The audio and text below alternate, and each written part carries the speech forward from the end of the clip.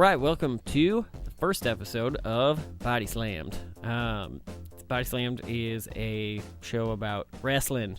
Pro wrestling. Pro I believe wrestling. Is the term. Not real wrestling. Sports entertainment. Yeah, Wrestling. First. Right. Let's not adhere to our Hoosier roots and let's call it pro wrestling. If you're an actual athlete, like, fuck you, we're not talking about that. But no, so this we're gonna do some wrestling shit now, right? I guess we'll go around real quick now that we've heard a little bit of all of our voices, introduce ourselves, and then Frank, I'll hand it off to you and kind of let you go into what the vision for this show is. So, or lack thereof. I'm Brandon Condit. I have my wrestling expertise is mostly the 90s Attitude Era and a little bit of that Ruthless Aggression Era, I guess, with WWE. But like now, I'm finding a new love for NXT a lot. Like I really and you are very welcome for that. Yes, love. yeah. Hands off like I pushed him off. I was like, please watch these. There's a lot to love in Please NXT. watch it. Please watch it. So, all right, let's go around the room and just kind of talk about our wrestling forte, right? Alrighty, so my name is Frank Everhart. I got into wrestling, I guess, Federation years, like Hitman Hart, right at the end of Hulk Hogan. I remember him, and he kind of left, but it was really Bret the Hitman Hart, Yokozuna. That's what really got me into it. And then the Attitude Era growing up. I think Ruthless Aggression is when I started dipping out of it, like pre-2000 when the companies merged, and stayed more or less out of it for the last decade, 15 years. I've really started to get into it the last 2 years. Yeah. Since me and Brandon have been reliving our past love of the Attitude Era and been like, what's going on there now? And it's actually a little more surprisingly good than I thought it would be at times. And bad. We'll talk about it. Yeah. Got some things to say about that. But TJ, what about you? No, I'm TJ Everhart. I am the wrestling junkie. I fell in love. I don't know when. I have no wrestling origin story. I've always just watched. I've never fallen out, and people call me the human wrestling encyclopedia because if you want to know the answer, I probably know it. That was when we were talking about doing a podcast. I was like, we have to have my cousin TJ on because he's the one person that, like, if we have a question, we don't need a computer. We literally be like, hey, when did this happen? What about you, Tyler? When did you get into wrestling? All right, I am Tyler Ebert. I've gotten into wrestling when I was probably about 4 years old. My grandfather got me into it. With my uncle was a bar manager at the Hilton Hotel next to Lambert Airport, and he would always serve the wrestlers that would come through. So Andre, Hogan, Piper, all the guys from the 80s. That's awesome. So therefore, my grandfather got into it, and when I went over to my grandparents' house to spend the night or whatnot, wrestling every night. So I started there, got away from it until 98, King of the Ring, Mankind, Undertaker, off the steel cage. Oh, that is a great one to come back on. I came back from there all the way up until about, Attitude Era, the Invasion, then the Ruthless Aggression Era, and then high school, girlfriend, dropped out of wrestling, college and all that stuff. Until about 5 years ago, I got back into it, and haven't dropped out since, and I love it. NXT on the uproar. I just have to point out when you say invasion, I put like air quotes, like right, invasion. That lasted all of 4 months, and then they just gave up on it. True. It was the invasion of the McMahons who were already fucking there. It's all the XFL's fault. They could have had more money to pay the top talent if the XFL hadn't taken a shit. True. Do you think the new XFL is going to destroy NXT like all of them? No, because Vince is doing it aside from. Oh God, he had to sell over $100 million. I'm sure we're going to eventually cover the XFL because that'll be hilarious. But today we're going to cover WrestleMania 34. Yeah. Did they still call it the granddaddy of them all? I thought they weren't allowed to. That's interesting. Vince doesn't like it because it makes it sound old. Hence why it's not numbered anymore. It's just WrestleMania. Yeah. But I guess he thinks that's a Southern thing. Jim Ross is the only Southern thing they're allowed to keep. He hates aging things. Because he's aging. Yeah. So it all makes sense. He's working on that cure for immortality as we speak, though. Yeah. It's somewhere in the steroids. Yes. So we have 10 matches to get through. This is a stuffed card. We're gonna really quickly run through the pre-match because they're just pre-show. We started with the 5th annual Andre the Giant Memorial Battle Royale. Just really quickly, it was won by Woken Matt Hardy. But the most interesting part was we get the return of Bray Wyatt. The return of the same Bray Wyatt. With his leather-face apron on. Yes. It's a subservient face Bray Wyatt, I guess. I guess, and they don't really, I guess we'll figure out, but they don't establish why he would now be with his arch nemesis, who's worst lake of reincarnation ever. I just love because the rumors were he's coming back with a new gimmick. He's coming back with a new gimmick, and the new gimmick turned out to be his old gimmick. I'm halfway convinced that because we're in the age of the internet, that like whenever WWE catches wind of like the internet rumors or whatever, that like half the time, just to spite the people talking about it, they fucking do the opposite. We'll get back to this point when we go to Charlotte Flair and Asuka in a bit, but that's almost my thought there. Yeah, because like, online it was just like, oh, this is a sure thing, and I think like Vince read that and be like, oh yeah, the internet kids know about it. We can't do it anymore. Can't do it. It was so much easier before this internet. So I actually like the battle royale. They're kind of like. It's like the first half is just weeding out the people who aren't going to win, and then it just gets down slowly into it. Technically, what it truly is a participation award for everyone who does it. Not on the right? That's it's true, like, right? You're not wrestling? Come join this battle royale. Yeah. Get thrown over the rope for a and second. I mean, Matt Hardy winning was a bit of a surprise to everyone but someone in this room. Yeah, I successfully picked that. Yeah. Thank you very much.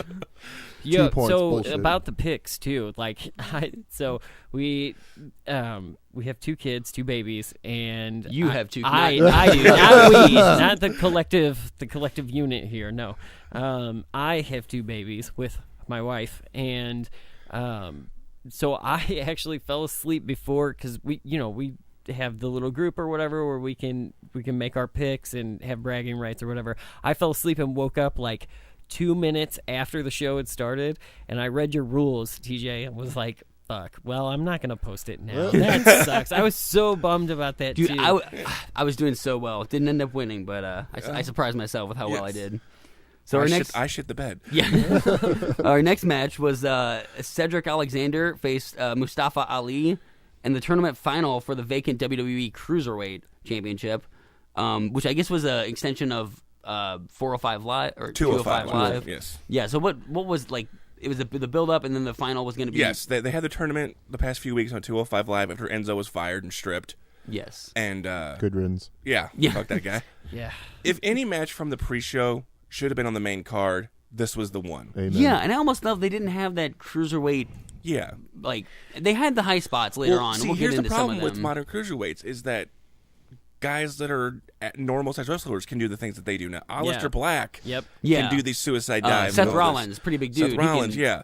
And it's the what used to be the cruiserweight identity, these high-flying moves, these super quick matches are almost the norm now, so they have to be something separate. Yep. And I think that match did a good job of separating, and ever since Triple H took over 205 Live, the show's been better and more identifiable as something different. Yeah. And I said, I just wish it would have been on. You could have took a minute off of each match on the card, yes, and put the cruiserweight title match to start off the show. Even yeah. I mean, we'll get into it. There's some matches I think could have actually just been taken off this pay-per-view and replaced with that, and it would have improved it. And then the last pre-show match was the WrestleMania Women's Battle Royale that we cannot call the Fabulous Moolah because of internet backlash. How did they not? Like, how in the hell did they not see that coming? Because Vince is that stubborn. Yeah. Well, okay, so she was one of the people that Vince's father said the take care of. The legend goes that Vincent J. McMahon told Vincent K. McMahon, "You'll take care of Moolah, or I won't sell it to you." Yeah. And because Moolah took care of him. So, and I mean, and apparently some of the rumors they took care of could mean some very nefarious things. Trumpian things. Yes, but it's always been alleged that she pimped out her students. And yeah, and I had actually heard this long before, so when they announced it, I was like, that's weird. And then the internet backlash, I was like, well, yeah, we're in the midst of the Me Too movement, and you're pushing the women's revolution as being this, we're going to make women an important force in wrestling. Let's not name it after someone who has this much controversy. This has been an open secret. This has been an open secret for 10 years now. This is the Harvey Weinstein of the WWE era. Yeah. All right, so let's get into the first match proper. Although McMahon might be the Weinstein of the WWE. Yeah. If you listen to some of the former women in the company, yes. Yeah, there's Do equally. you remember the stories. Stephanie McMahon like in the ring like him didn't he like drink wine off her or something in front of Linda like what? There was some weird stuff with Vince like Vince pitched an incest storyline once. About his that he was the father of her and Triple H's baby. Yeah. Like she was like, no, Dad. Yeah, no. Straight out of the trailer park. Cocaine's a hell of a drug. Yeah. Steroids take their toll. You need to put coke in your steroids. It's great. The following contest is a triple threat match for the Intercontinental Championship. All right, so the first proper match to open up WrestleMania, Seth Rollins, the White Walker versus how I was shocked. I think I out loud said like George R.R. Martin is like getting his lawyer right now. This okay? So as someone who's new to wrestling, this is the first time this has happened. I mean, not the first time they've ripped off pop culture. Of course, it happens every single time. Scarface, yeah. So we have Seth Rollins as the White Walker taking on current champion, Intercontinental Champion, The Miz, Proud Papa, and LGBT Finn Balor Club. Yes. Which how do you guys feel about that? Because I liked it. Like, well, the second that Balor came out not as the Demon, I'm like, all right, he's not winning. Right? Yeah. Is that like they only? Is like Razor Ramon like keeping like the Razor's Edge is only going to be used when I win? Yeah. Finn Balor's like, I'm only bringing out the Demon when I win. Yeah. Well, it's like the whole Rainbow Balor Club thing ties. The alleged Stephanie wanted him to be a gay character and Vince shot it down thing. Yeah. It is all what about it is. Acceptance. Yeah, they're all about acceptance. Yeah. I think They're donating. I think they said 20% of the sales of those Pride T-shirts, the Balor Club for Everyone T-shirts to GLAAD. So I mean, whatever. Yeah. Yeah. They seem to get over with the crowd actually. And I don't think Finn Balor's willing to like. Here's my thing. Like, the only issue that I would have with it is like, what are the intentions? Are the intentions just to use it to make money, or do you actually give a shit about like? And I mean, I guess if you're donating the money, like it doesn't really fucking matter where your heart is, because you're still helping that cause. But I don't know. It's just weird to. My theory. Okay, so Finn Balor isn't gay, right? No. So my thing is like, you have so many wrestlers. I know a certain percent of the population are gay. Yeah. I know for a fact you have gay wrestlers. You had an out wrestler up until a few months ago. Yeah, like it's kind of weird to pin this movement on a straight guy. Like I can see the backlash from that. Well, you got Sonya Deville, who's openly gay. Yeah, and like it's amazing that they're not using that to like as much as I'm happy that they're finally trying to be a little more inclusive or at least less shitty. Okay, well, it's like the Connor the Crusher thing. Did they care about the kid? Yeah, probably, but there's money to be made. Right. Yeah, I mean, and Stephanie's. Did you ever hear about Stephanie's legendary tweet about philanthropy? No. So she put up this tweet that said, "Philanthropy is the future of business. If your company looks like it's charitable, your stock will improve." Oh yeah, It's definitely. like- We've talked about that before with the whole just the way to market to this new generation of consumers is like attach yourself to things that are like eco-friendly or whatever, because that's what, and it's kind of the same thing. Yeah. If you're attaching to a charity. And you see it all the time in WWE. You see them using social media to try to, like they're playing it into the storylines now, where someone will send out a tweet challenging someone, and they'll reference that on Raw. Look or at on us, the we're so pay-per-view. charitable. Love us. Yeah. But I mean, to me, I mean, and this is my opinion, like with the like tribute to the troops and everything like that, they're trying to make themselves look like more of an inclusive, hug us, we're a charitable company. If you're doing the right thing, even for the wrong reasons, is that necessarily bad? If the charity's getting the money, if the awareness of that charity is getting out there, even if your company's intention is to improve your company's public perception, okay, fine, because the charity's still getting good out of it. Yeah. And No, at least your I outlook agree is with you. improving as a company. So we'll get back on this match, this triple threat match. Were you guys excited for this? Yes. Yes. Okay, yeah, because these are actually three wrestlers I enjoy fighting or enjoy watching fight, and I think have legitimate Also very skill. talented. Yeah, as much as I used to hate The Miz, the dude is the most improved wrestler in the history of the business. I used to hate The Miz too. I still though cannot I actually used to hate all three of these guys. Like when Finn Balor came I up remember. as the demon, like I still hate the demon gimmick. Like I me and you fucking disagree don't over like that. it. But I didn't like The Miz until that feud with Cena, which was like the most hilarious thing I've ever watched. That he won me over with that, but I still don't like Rollins. I think Rollins is a fantastic performer in the ring until he like ends careers, and that's my beef with Rollins, is that he's not safe in the ring, and that's. If you notice, they'll tease the buckle bomb now, but they won't do it anymore. Well, he did he does actually one in here, but he teases it with Finn Balor on the barricade. Yes. And Finn Balor gets out of it, luckily, because we all know what happened at SummerSlam. Yeah.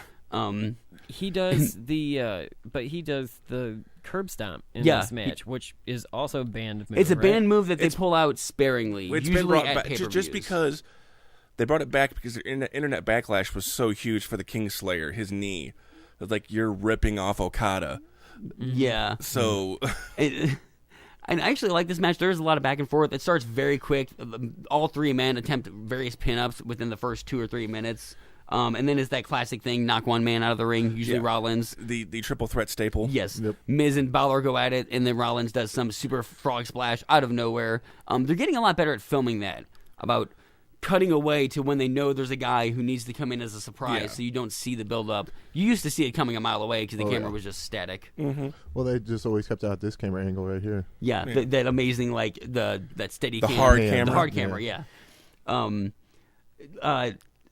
I don't know how I feel about the curb stomp as a move. Like, I understand why they want to get away from it. Yeah. It's too American History X for me. Yeah, A little I bit, think so. yes. Inside the context of this match, the fact that he curb stomped Balor onto the Miz's back, Which, and like, then how would that be effective? Yeah, and that- but again, I back up because it was a cool finish. it was a cool finish. But it just and- plus and when done right, the curb stomp looks like an effective finisher. Very When much done so. wrong, it has the potential to break your damn neck, though. But I also think, to TJ's point, like about effectiveness, I think that's the great thing about professional wrestling and the fan base is that it's almost like the comic book nerds, right? That like, okay, well, by this author, this is the universe I'm in, and Oh my God, so, yes. so you just kind of accept that, like, okay, of course that wouldn't hurt, but it looked cool as shit. Yeah. Yeah. So you know. And the timing of it was well. These three men worked together well. So yeah, of course, the ending is great. Balor going to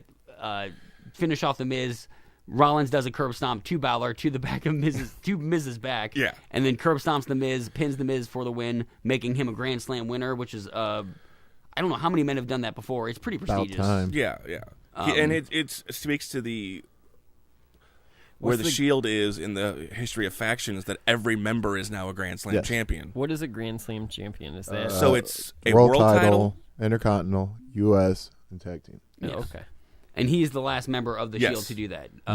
Surprisingly, Rollins was the Raymond Rollins. No, Dean Ambrose. Ambrose was the was first one. first. Really? Should be Okay. his new and gimmick. it wasn't should until be- He might get over with the crowd if he was Raymond Rollins.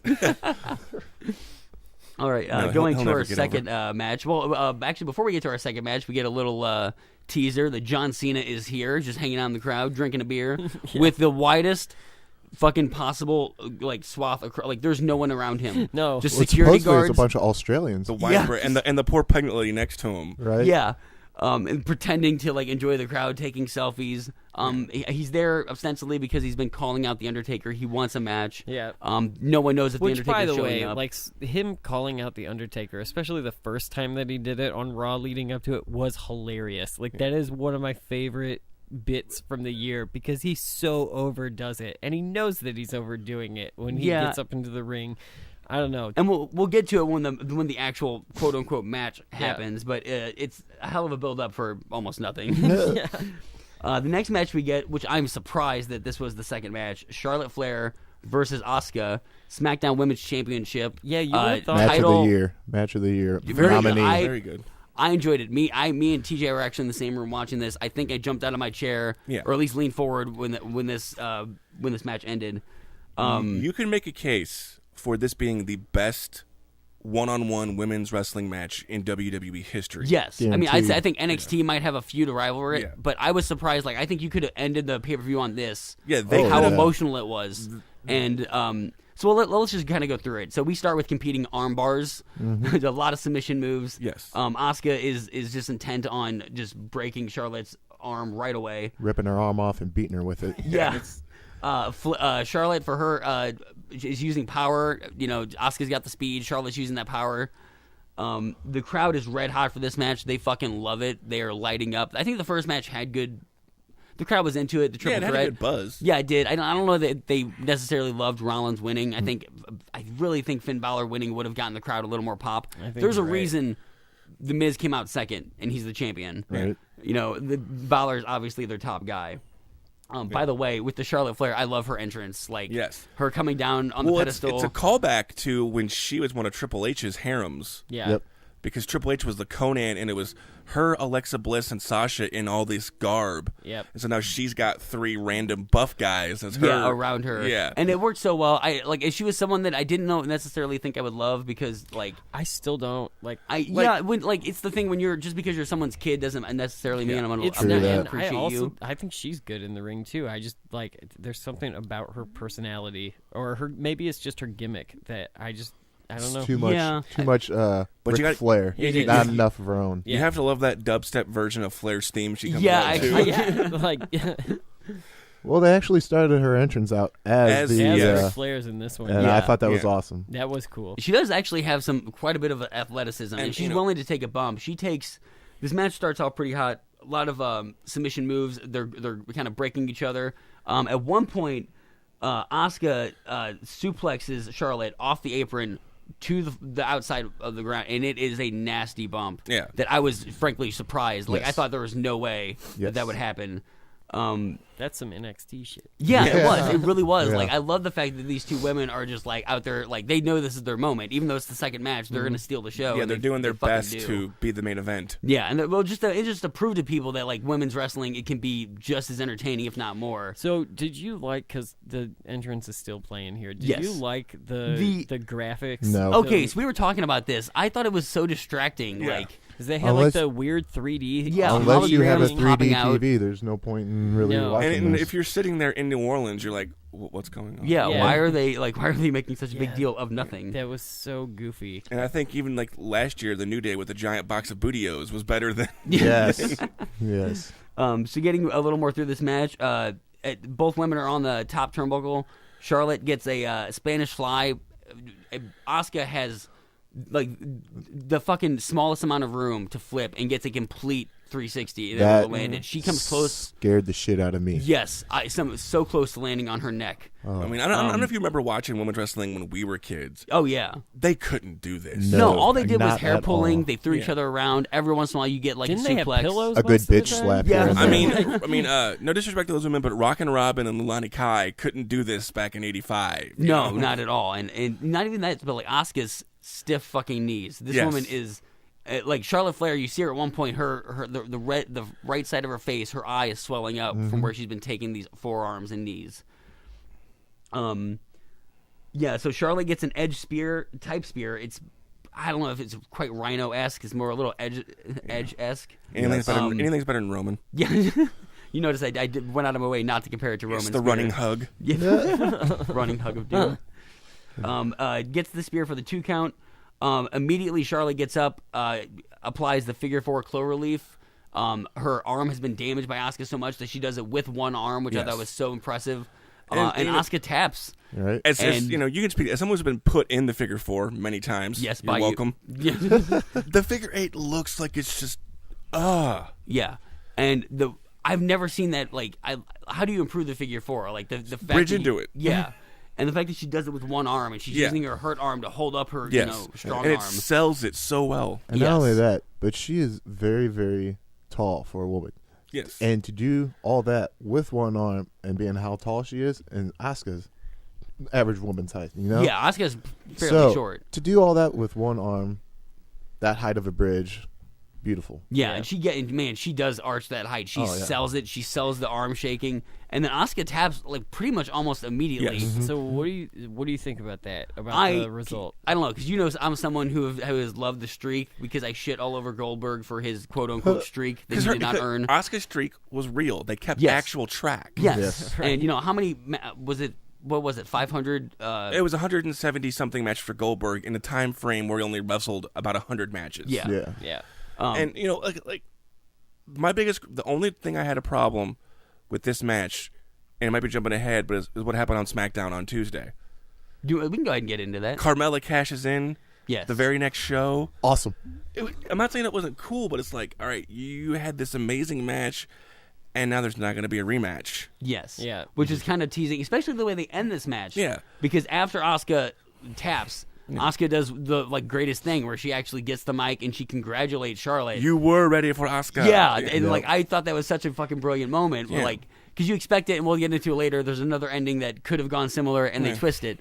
So I love the fact that Asuka is a woman who just respects someone who can finally beat her. Yeah, and I was hoping for a rematch of people who just actually. Mm-hmm. To me, that was the most shocking moment of WrestleMania because I think the majority of people expected.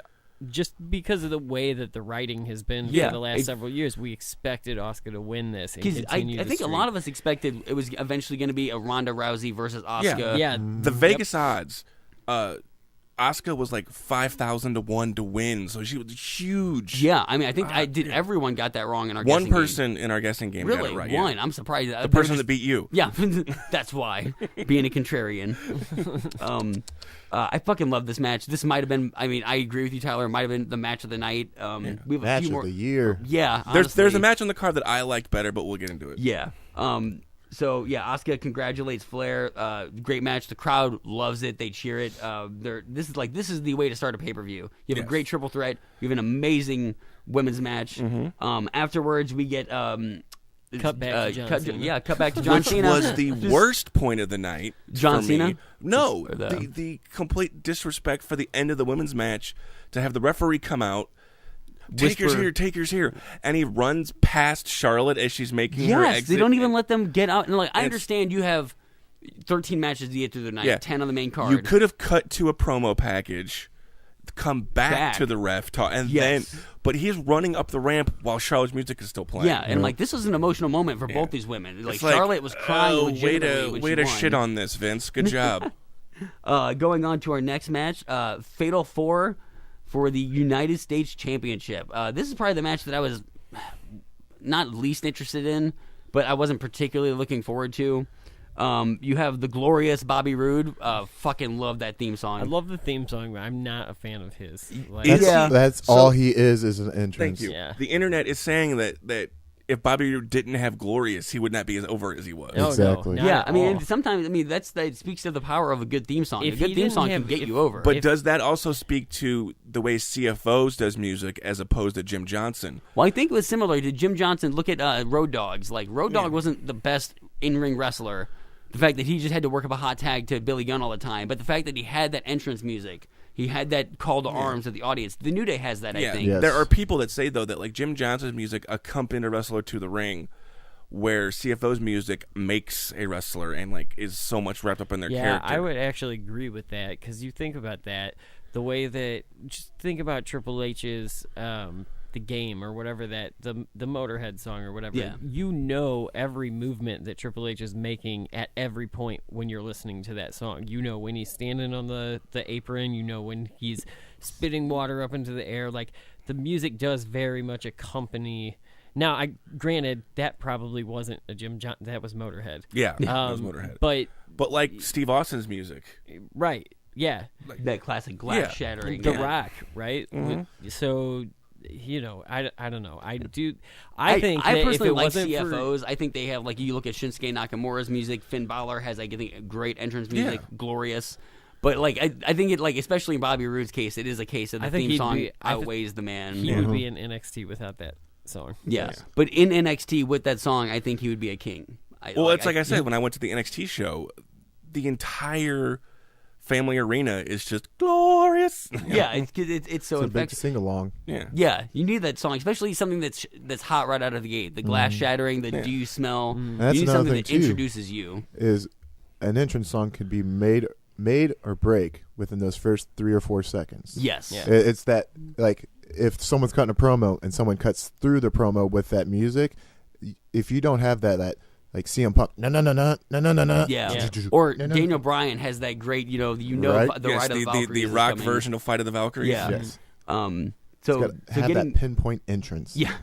So getting back, we have the glorious Bobby Roode taking on Rusev, taking on Jinder Mahal, taking on the champion Randy Orton, who's trying to channel his inner evolution and grow his hair back out and shit. Yeah, man. I don't know. I don't know how do you guys feel about Randy Orton as someone he's obviously from St. Louis. Well, I say never has someone. I think we've all met him at certain points. Yes.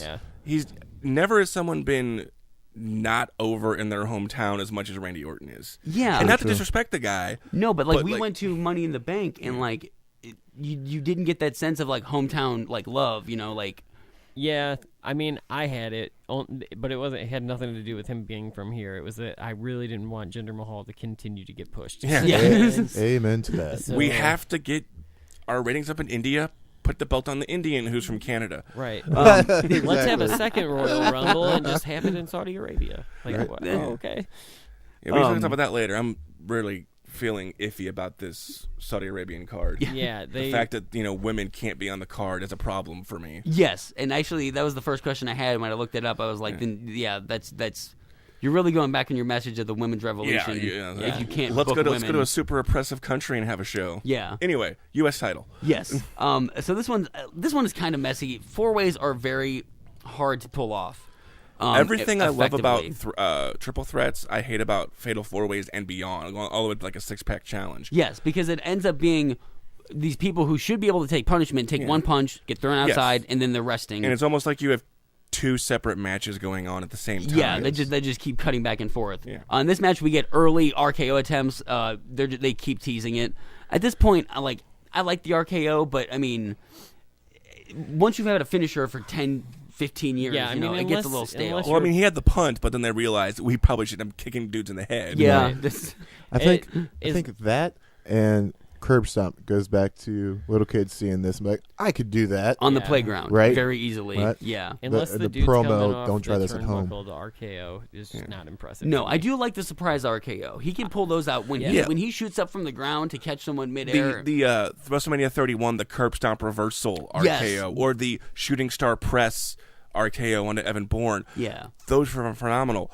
But we've seen every other variant of the Diamond Cutter. Now, is there a problem, and we'll talk about this later, in one particular match that I have a problem with, of them going for their finishers too much nowadays? Yes. Yes. Yeah. Like, it used to be, I wouldn't even say, I mean, somewhat sparingly back in the Attitude Era. Like, Austin would hit a stunner all the damn time. Yeah. But he wouldn't do one first thing in the match, halfway through the and match.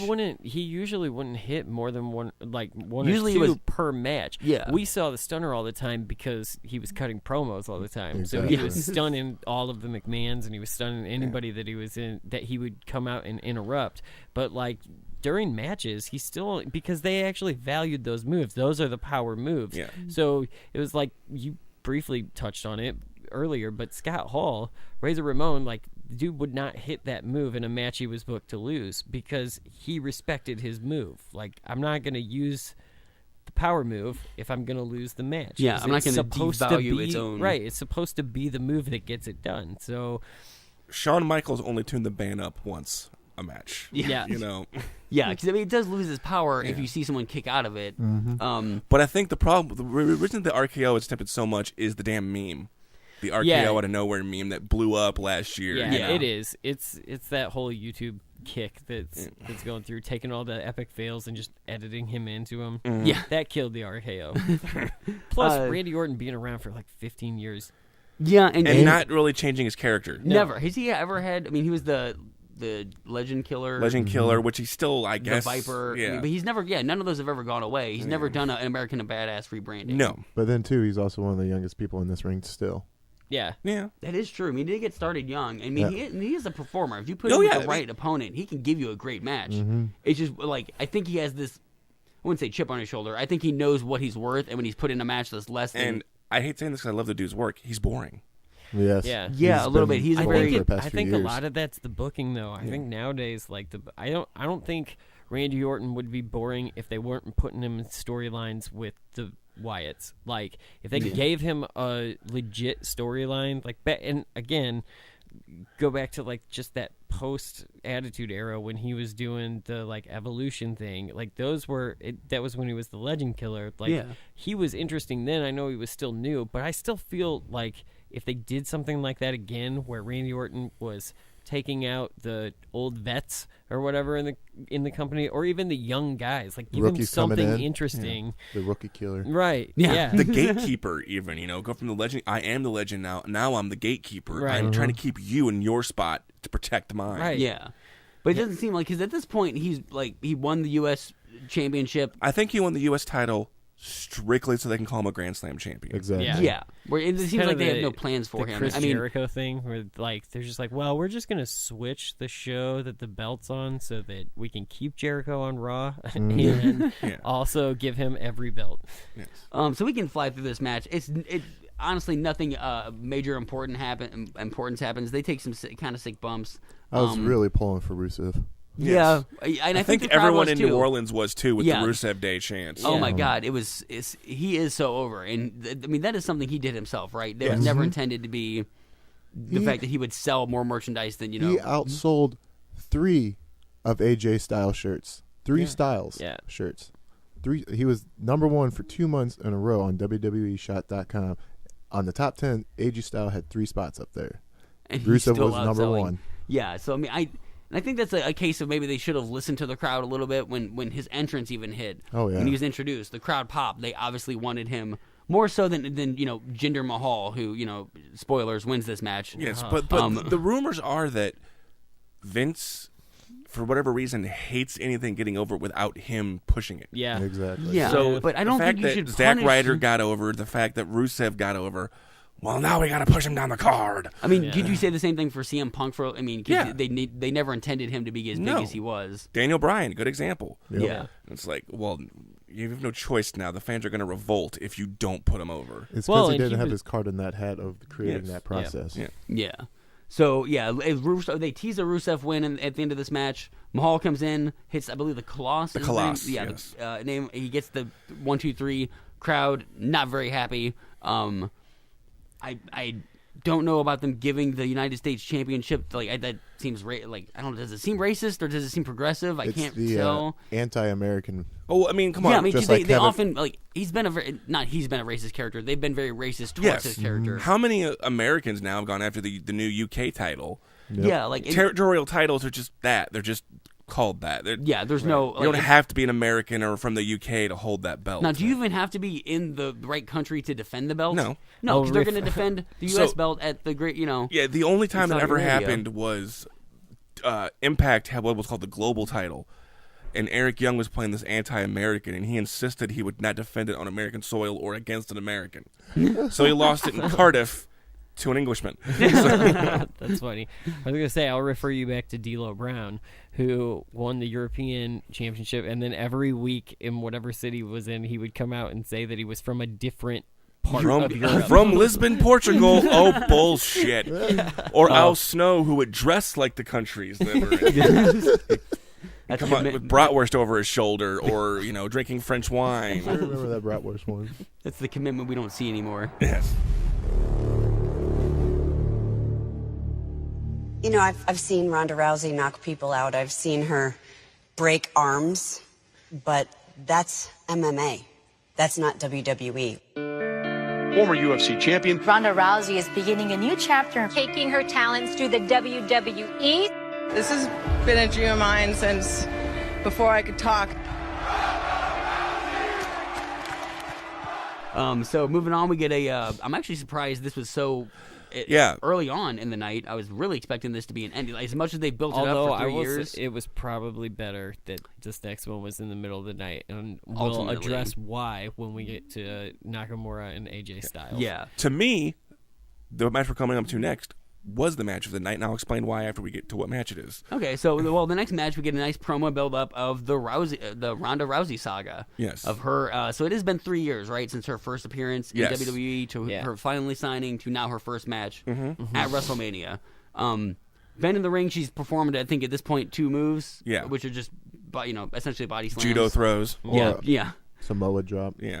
So Ronda Rousey will be teaming up with Kurt Angle to take on the power team of Triple H and Stephanie McMahon. Stephanie McMahon, like every time she's on TV, I'm just like, I want to turn it off. The last true heel. Yeah. Also, I think we can address. I'm pretty sure this is just known fact that Kurt Angle was not the first choice or No. even the second. They wanted The Rock. The walking thumb. The Rock has too many movies. I think 12 at this point, like coming out this year alone.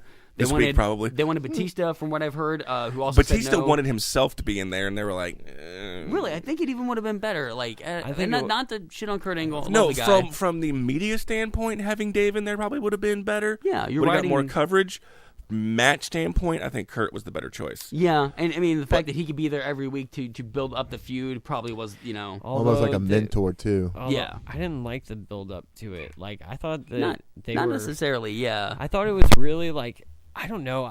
I'm not used to, or I don't like this era of having to memorize lines. Like I miss them being able to just say shit, know their talking points, know where they have to go, and just run with it because it made it more interesting. And yeah, now you got those surprise lines where you actually got a little bit of like real life in there. I honestly believe that we got worked on this. Yes, because Rhonda sucked on the mic leading up to the show, and then she comes out like Rhonda fucking Rousey. Mm-hmm. Yeah. And is confident and has swagger, where she looked so sheepish in the weeks leading up. And I don't know if it was actually she had nerves or if they were just working us. Mm-hmm. I really hope they were working us, because if they were, that makes the match that much better. Yeah, it does. And this match, I mean, my expectations going into this, one of the matches I did not want to see, I had almost no interest in, ended up really enjoying it. Yeah.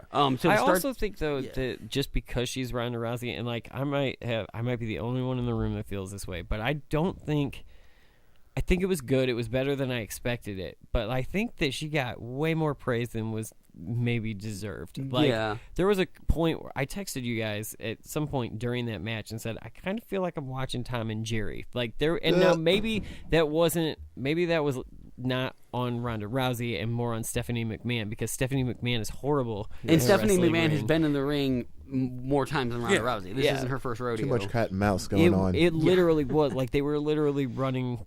There was a point where Stephanie was being chased by her, and I was just like, this is goofy. Like, so I don't know, that took away from it a little bit for me. So let's get a little bit into this match. We start, Triple H has to fucking spend half the budget on his own entrance every goddamn WrestleMania. Why a tricycle? Why? That's I literally wrote in my notes, he's riding a three-wheeler. Well, like, it's like Bobby's World. Like, what the fuck? But Stephanie had to ride the exact same one. Mm-hmm. And I think that's why they chose the trike, so she could ride it too, because she probably doesn't even know how to ride a motorcycle. Yeah, I've seen Triple H ride one. What's also weird is that they're surrounded by a fleet of women riding actual motorcycles, right? Two-wheeled ones. Also, can you imagine being a fan in the first or second row? The fucking fumes you have to be inhaling. Like, my God. Still better than the fans that were injured by the fireworks at 31. It's still got to be better than the fans that couldn't see it last year. Like that fucking that was the one thing I loved when WrestleMania came on this year. I was like, oh my God, they don't have some ridiculous ass ramp that's blocking the whole audience's view of the match. Yes. So right away we catch a sign as soon as Stephanie and Triple H get in that hard camera. They're spitting water. A guy with the sign right behind him, I'm bored, brother. I fucking love that. Did you see Hulk Hogan in the crowd too? There's a sign. They're on hard camera the entire time saying Hulk Hogan. I don't know if he was hoping Hulk Hogan would show up. His brother, it ain't gonna happen. No, because he challenged Hulk Hogan, hoping he would show up that night. It didn't happen. I'll take Undertaker or Hogan. Either one of the old fucks can come and destroy me. It's fine. I just thought it was funny because we've heard stories, or like if you keep up with the fan pages and whatever, you see stories all the fucking time about people that show up wearing like CM Punk shit or Hogan shit, and then WWE moves them off camera because they don't want them to be seen. So I was waiting for that guy to disappear all night, but he never did. See, I've actually seen recently where people have snuck right behind the announcers and have a big Kenny Omega shirt. Right. Or a Colt Cabana fat head. Yeah, or, just like, and it's like, if we're going to Raw soon, I fully intend to try to get some kind of horrible sign or shirt in there. Yeah. So we get Angle's entrance. You suck.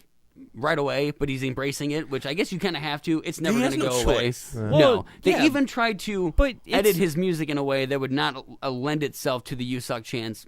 They don't care. But come on, like at this point, if I'm Kurt Angle, I want that. I'm disappointed if I walk out and they're not chanting "You Suck." Yeah, I'm not over anymore. I've watched this with people. I've watched this a couple times. I've watched it with people who don't watch wrestling. And obviously, Triple H stuff, bad guys. Angle comes out, American music, red, white, and blue, and "You Suck" chants. And everyone's like, is he also the bad guy? And I'm like, no, ironically, no. They really love him. Yeah, but it's a badge of honor. And you can tell because he's leading, Did you ever see the shirt that played on the whole "You Suck" thing? I don't. It was on the front, from this angle, "You Suck." I was like, oh, okay, yeah. It's just like, I love that. Ronda Rousey comes out, big applause. Like, people are actually into it. I was a little surprised. I was hoping that in her Roddy Piper cosplay. Yeah, I hate that. I don't like. No, that okay, no. I've heard. Were they actually friends, or is it being blown out of proportion? They were. Yeah, they were tight. Okay, we're talking like a level of hero worship that is off the charts. Was he like a mentor, or just purely they enjoy each other? She's a big fan, and she loved being around him. Yeah. So, I mean, as someone who's listened to some of his podcasts, and I would love to listen to that man talk. He gave her permission to use his nickname, and he insisted that she use it for her interest. Because before, on her first few UFC fights, it was just Ronda Rousey. Then she came out to Rowdy Ronda Rousey. Yeah. And then when she first showed up at Royal Rumble, that was legitimately Piper's jacket she was wearing. Oh, now was it really? Yeah, now it's just one very similar. But that first night, it was legitimately Roddy's jacket. Okay. See, I don't quite mind it. I thought it came off kind of well. Yeah, so with the backstory now, I hate it less. Like I knew that they knew each other. You have a heart. Well, sometimes the commentators need to do this. Every pay-per-view is someone's first pay-per-view. Yep. Yeah. So you need to be feeding the audience this backstory of this is why this is important. This is why this is symbolic. I think the only downside of it is that she needs to have something of her own identity. Yes. And I don't think she brought anything with her to the WWE besides her name and her and reputation. The constant adjustment of her shorts. Yes, we'll get into that. She is wearing them. That was so annoying. She did the same thing in UFC though. I don't know what it is, but it's like, I mean, I'm sure they grab at you. Like they are tight as hell. Well, right? I mean, it's less noticeable in MMA because everybody does it. Yes. Yeah. But when she's the only one constantly tugging at her trunks. Yeah, like come on. half of his matches, Scott Hall was wearing like a G-string in the ring, and he wasn't messing with it. You know? So to start this match off, we get some heated words. Stephanie slaps Ronda Rousey, sneaks up behind her, grabs her by the hair, yanks her down, and then bolts out like the coward she is. I will say Triple H and Stephanie are very good at playing the villain. Yeah. Like, as much as we have a heel problem, I think we've talked about today, like, they get straight up heat. People hate them. Yeah, they do. And Triple H, how old is he now? I don't know, but he looks 50. He looks almost as old as Vince McMahon with his saggy skin. He's still ripped as shit, though. Like, yeah, I mean, true. Vince is 74 and could bench more than me easily. Yeah. So, I mean. So we get Angle and Triple H starting off. Obviously, they're going to tease the Rousey Steph coming in. Angle dominates early, but Steph keeps distracting. The ref keeps distracting Angle, allowing Triple H to gain the upper hand. They tease the hot tag for quite a while. Angle gets worked over. He's really working up to Rousey. So they never made it clear, but in these mixed tag matches, if Rousey gets tagged in, Steph is auto tagged in, right? It's not intergender, it's mixed tag. Okay. Women fight women, men fight men. Yeah, because the moment Ronda gets that hot tag, and it is a very hot tag, the crowd fucking explode when she gets in the ring. She just runs over, grabs Steph by the hair, launches her into the ring. But I think you made the point when we were watching it, in a mixed tag match, it's less of a hot tag. Yes, because okay. Well, yeah, Triple H is never going to tag Stephanie because Ronda's already automatically get put in. But still was a cool spot. Yeah. Rousey just starts working over Steph. Many arm bars. She's really working that submission expertise that she's been touted as. And I love the fact that the next night on Raw, Steph had that arm brace on. Yeah, totally selling it. Okay, so as far as mixed tag goes, wouldn't wrestling fans buy intergender wrestling? I think so. Yes, I would love to see Rousey take on Triple H. But it's illegal. Yeah, but they actually do it in here. As Rousey far as actually the sport delivers. goes, as far as the rules to the sport but go. they're so lax in the rules. In this, Rousey comes in. Wait a minute. As far as the rules go, certain people control fire and lightning. Just saying. But like in the Attitude Era, you had intergender matches. Yeah, China took on men China all took the time. on people, and so did Luna Vachon. Sable and Mark Marrow, it wasn't a problem. They actually found really interesting ways to do it, I thought. China won the Intercontinental Championship. Yeah. And if you believe Vince Russo, he wanted to put the world title on her. Really? He wanted China to go over Steve Austin for the WWF Championship. That's right. Would have been, and I was not going to work with Stephanie and Triple H, but interesting. I could buy this is my sexist card coming out. I could buy a woman winning a match and, picking up a secondary title. She's not going to be the world champion. Yeah. Yeah, I don't know. Although I think you could do it for like I don't know that you could run with it for like a fucking year or something. But I think you could do it. I can see Nia Jax getting the championship and Nia Jax. I'm sorry. I don't know. I don't know if you could have done it in the 90s. Like I don't think you could have done it in the Attitude Era. But I think now you could. I mean, Rousey could probably put the belt on and people would buy it. Yeah, She's I think Ronda Asuka, Rousey. I think especially Asuka could probably, and all the dudes are just as big as her now. Yeah. Finn Balor, she could like kick in a his legit ass. I'll buy fight, that. in a legit fight, a woman could take a man. Yeah. But in the scripted world, They the seem to fans think- who are the different sect of people are going to be like, boo. Because you do still have those old fans who aren't, I don't think, as interested in the women's revolution. Yeah. As like, I am really interested in it because Yeah. I hated the diva movement. I did Amen too. When they were that. just, like everything was the bra and panties match, and you had legitimate wrestlers. You had Lita who could go in there with Yeah. Edge and Trish Christian. Stratus. Yeah, you had these people who could legitimately take bumps. It was just and then you had the models. Yeah, which was like what seemed to be the Tori majority of the Wilson, push. Stacey Because, Keibler. Vince likes to look at things. Yeah.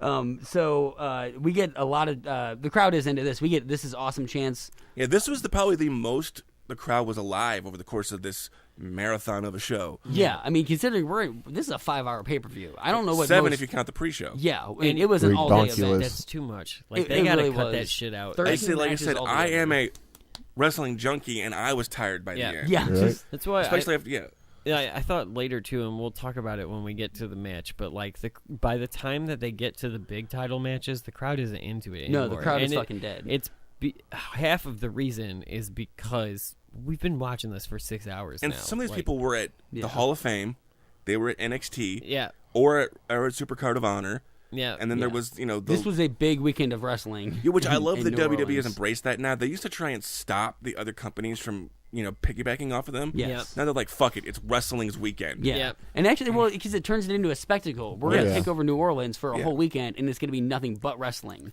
Yeah, you I know? mean, me being who I am, I've been to big shows. I've been to a Royal Rumble and 2 Survivor Series and Raw 1000, and I could not imagine being in the center of the wrestling world for an entire weekend. yeah. Yeah. Plus, it helps WWE attract people from other yeah. companies because they're not trying to shut them down. Guarantee you, WWE has scouts in all those indie Oh, markets. the end. Yeah. They don't even deny that. I mean, Yeah, William Regal was at the Ring of Honor show. He was at the Lucha Underground. Well, Impact I mean, and you see them tapings. sharing people with like Progress Wrestling now is even Yes. like Progress and ICW. Yeah, and they've been hosting some of their cruiserweight stuff. Vince McMahon went to a damn independent show, and I'm like, that doesn't seem right. Which honestly, because Vince, I think, needs to realize the best thing that his company ever had was competition. And you Yes. can do a brand split, but we all know it's run by the same people. Right. Yeah. So we need an actual different show. We need that New Japan. We we and need when need- your Honor. when your we biggest need- competition is in Japan, Right. Yeah. We need that good 1 year that Eric Bischoff had where he could have made a run to buy WWE. Like before he that, totally shit the bed. Yeah. So getting back to this match, we'll get to the end of it. Hunter tries the pedigree. Ronda Rousey Hurricane Rada's her way out of it into an armbar, which That was awesome. badass. You know she was practicing Rousey that. had a couple of botches early on. She tries to do this thing with Steph where she tries to do like a spin around and she just kind of loses her momentum. Yeah. She picks it up very early. She was too anxious at the very beginning. But there's like 2 moments, but other than that, she hits her stride and she starts yeah. really working the crowd. Credit to her for doing that well, and Brian Kendrick for training her. Yep. Yeah, like you can tell, like she has been legitimately working her way to this. Like she knew if her first match was going to be WrestleMania, she had to show something. I think she does. I think Brian Kendrick probably stamped his card to be a 205 guy for as long as he wants to be. It's like, you made her look good. You're fine. Yeah. You can stay. This is the largest crowd she's ever performed in front of. Yeah. Yes. And as someone who like you do a little bit of like MMA. A man of 1,001 holds. Yeah, exactly. But yeah, I'm sure you realize there's a big difference between that and wrestling. You know, there's a whole nother style you have to learn, and when you're rushing it, I mean, 3 years they've kind of been teasing it, but people train for 15 years and they're still no good when they come out of the gate. You got to think of it as 2 separate dances. One you're doing waltz, and the next thing you're doing the salsa. Yeah, so. it's you have to completely retrain for it. So Rousey gets the armbar on Triple H. Stephanie comes in with a sleeper to Rousey. Rousey flips her over, which I thought was amazing, just really showing that power she has. She gets Steph into an armbar. Angle comes in, gets Triple H into an ankle lock. And Triple H somehow reverses, sends Angle into Rousey, breaks up the submission. Stephanie's arms are freaking jacked. Do you see that? Yes, and the submissions they do in this match are legitimate. Like Rousey, I don't think is pulling punches. I mean, look at who her father is and look at who her husband is. She doesn't have much of a choice. Yes. So Rousey finally gets Steph into an armbar. She breaks her, like Steph's got her arms locked, hands locked. Rousey finally breaks that, and when she rips back that arm, Steph immediately taps. It looks. I think the only thing that looks better is Shayna Baszler in NXT with that elbow stomp. Yeah, that is. Oh, that looks rough, move. but this looks fucking great. Yeah. And Steph sells it like a champ. The way she just fucking screams. I really I enjoyed Ronda Rousey. I thought she impressed me so much. In this match. I really hope that she was working us with being so sheepish and apprehensive. Yeah, maybe she was like either that, or I could totally see her being nervous. Yeah, I could too.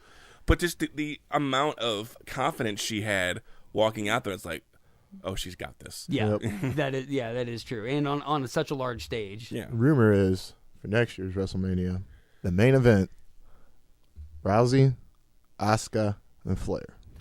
Or any combination of Asuka, Charlotte, and Rousey.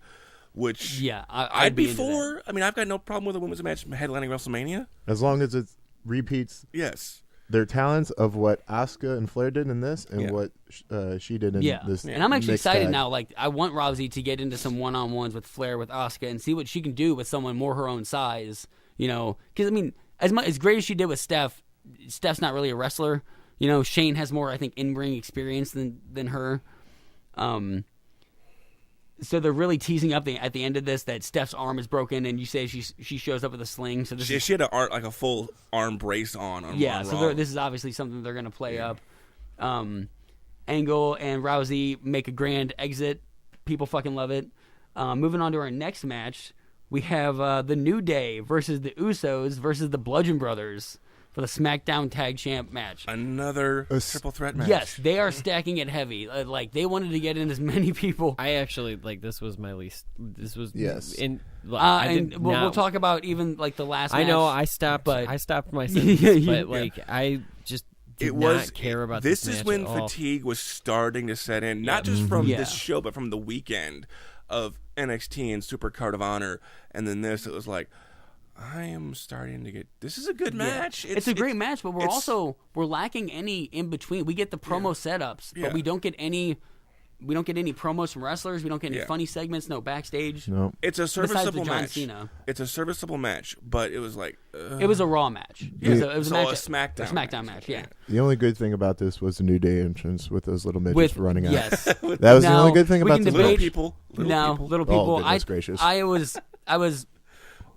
I don't know. I almost like the bleeding heart liberal of me wants to be like, you can't keep making midget jokes, guys. You've been doing this since like the 80s. Come on. But long before that, little people were a staple in wrestling in the 60s. Yeah, I mean, honestly, wrestling came from circuit. Like it has that Ringling Brother kind of tradition to it. And all midgets are part of the circus. Damn it! I became bleeding heart liberal. You. That's sizest. Yes. Although of all the projections we get, the pancake rainbow unicorn projections for the New Day entrance is probably my favorite. Yes, I mean these guys. Okay, the New Day might be getting stale, and they might. Oh be. my god! I mean, they've been around for 3 years, hate right? the New Day so but much. they got fucking a box of cereal over. Yeah, and now they get stacks of pancakes over. Yeah. They are funny. I think they do have I love Xavier Woods. Kofi Kingston, I think, has a lot of in-ring potential. Yeah. I am kind of waiting for the day they break them up because I think that one of them at least will have a run. We're getting close to that, aren't we? Yeah, but one person they should utilize is Big E because that dude is a yes, powerhouse. And he's kind of relegated to almost the least used member at points. But I mean, he had a brief run with the IC title when after he broke off from Dolph Ziggler. Yeah. So then that's why I'm thinking when they do break up, it'll probably be him or Kofi that get the push. Unfortunately, one of them is going to have to be Janetti'd. Yeah. To the one of them bin of history. Yeah. Kicked through a plate glass window, never to return. Yeah. So I can see that being Xavier. Yeah. Yeah. Which is unfortunate because the dude's really talented. Right. They're all talented. I think that's the problem when you get into 3-man. They can't. Yeah, I think They're not the Shield. They don't work so well together, bouncing moves off each other. I would almost say Kofi because he's been around so long. Yeah, that's true. He did have a push before. And then they kept using that the Jamaican sensation, the Freebird rules, where they all just switched the partner for the tag and they team. like even this. Like I remember reading the card going into WrestleMania. It was like oh my Kofi, god, that annoys the Biggie, shit out of me. and or well, Xavier. the worst example of it was the Spirit Squad. You had 5 guys, Oh. and 2 of which could defend the belts. That was Ziggler's start. Wasn't the Spirit Squad literally just created to feud with DX? Yes. Like. Yeah.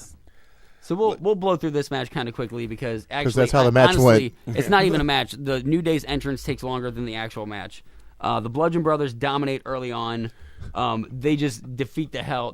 We will go back to because we forgot to mention the midgets doing the worm.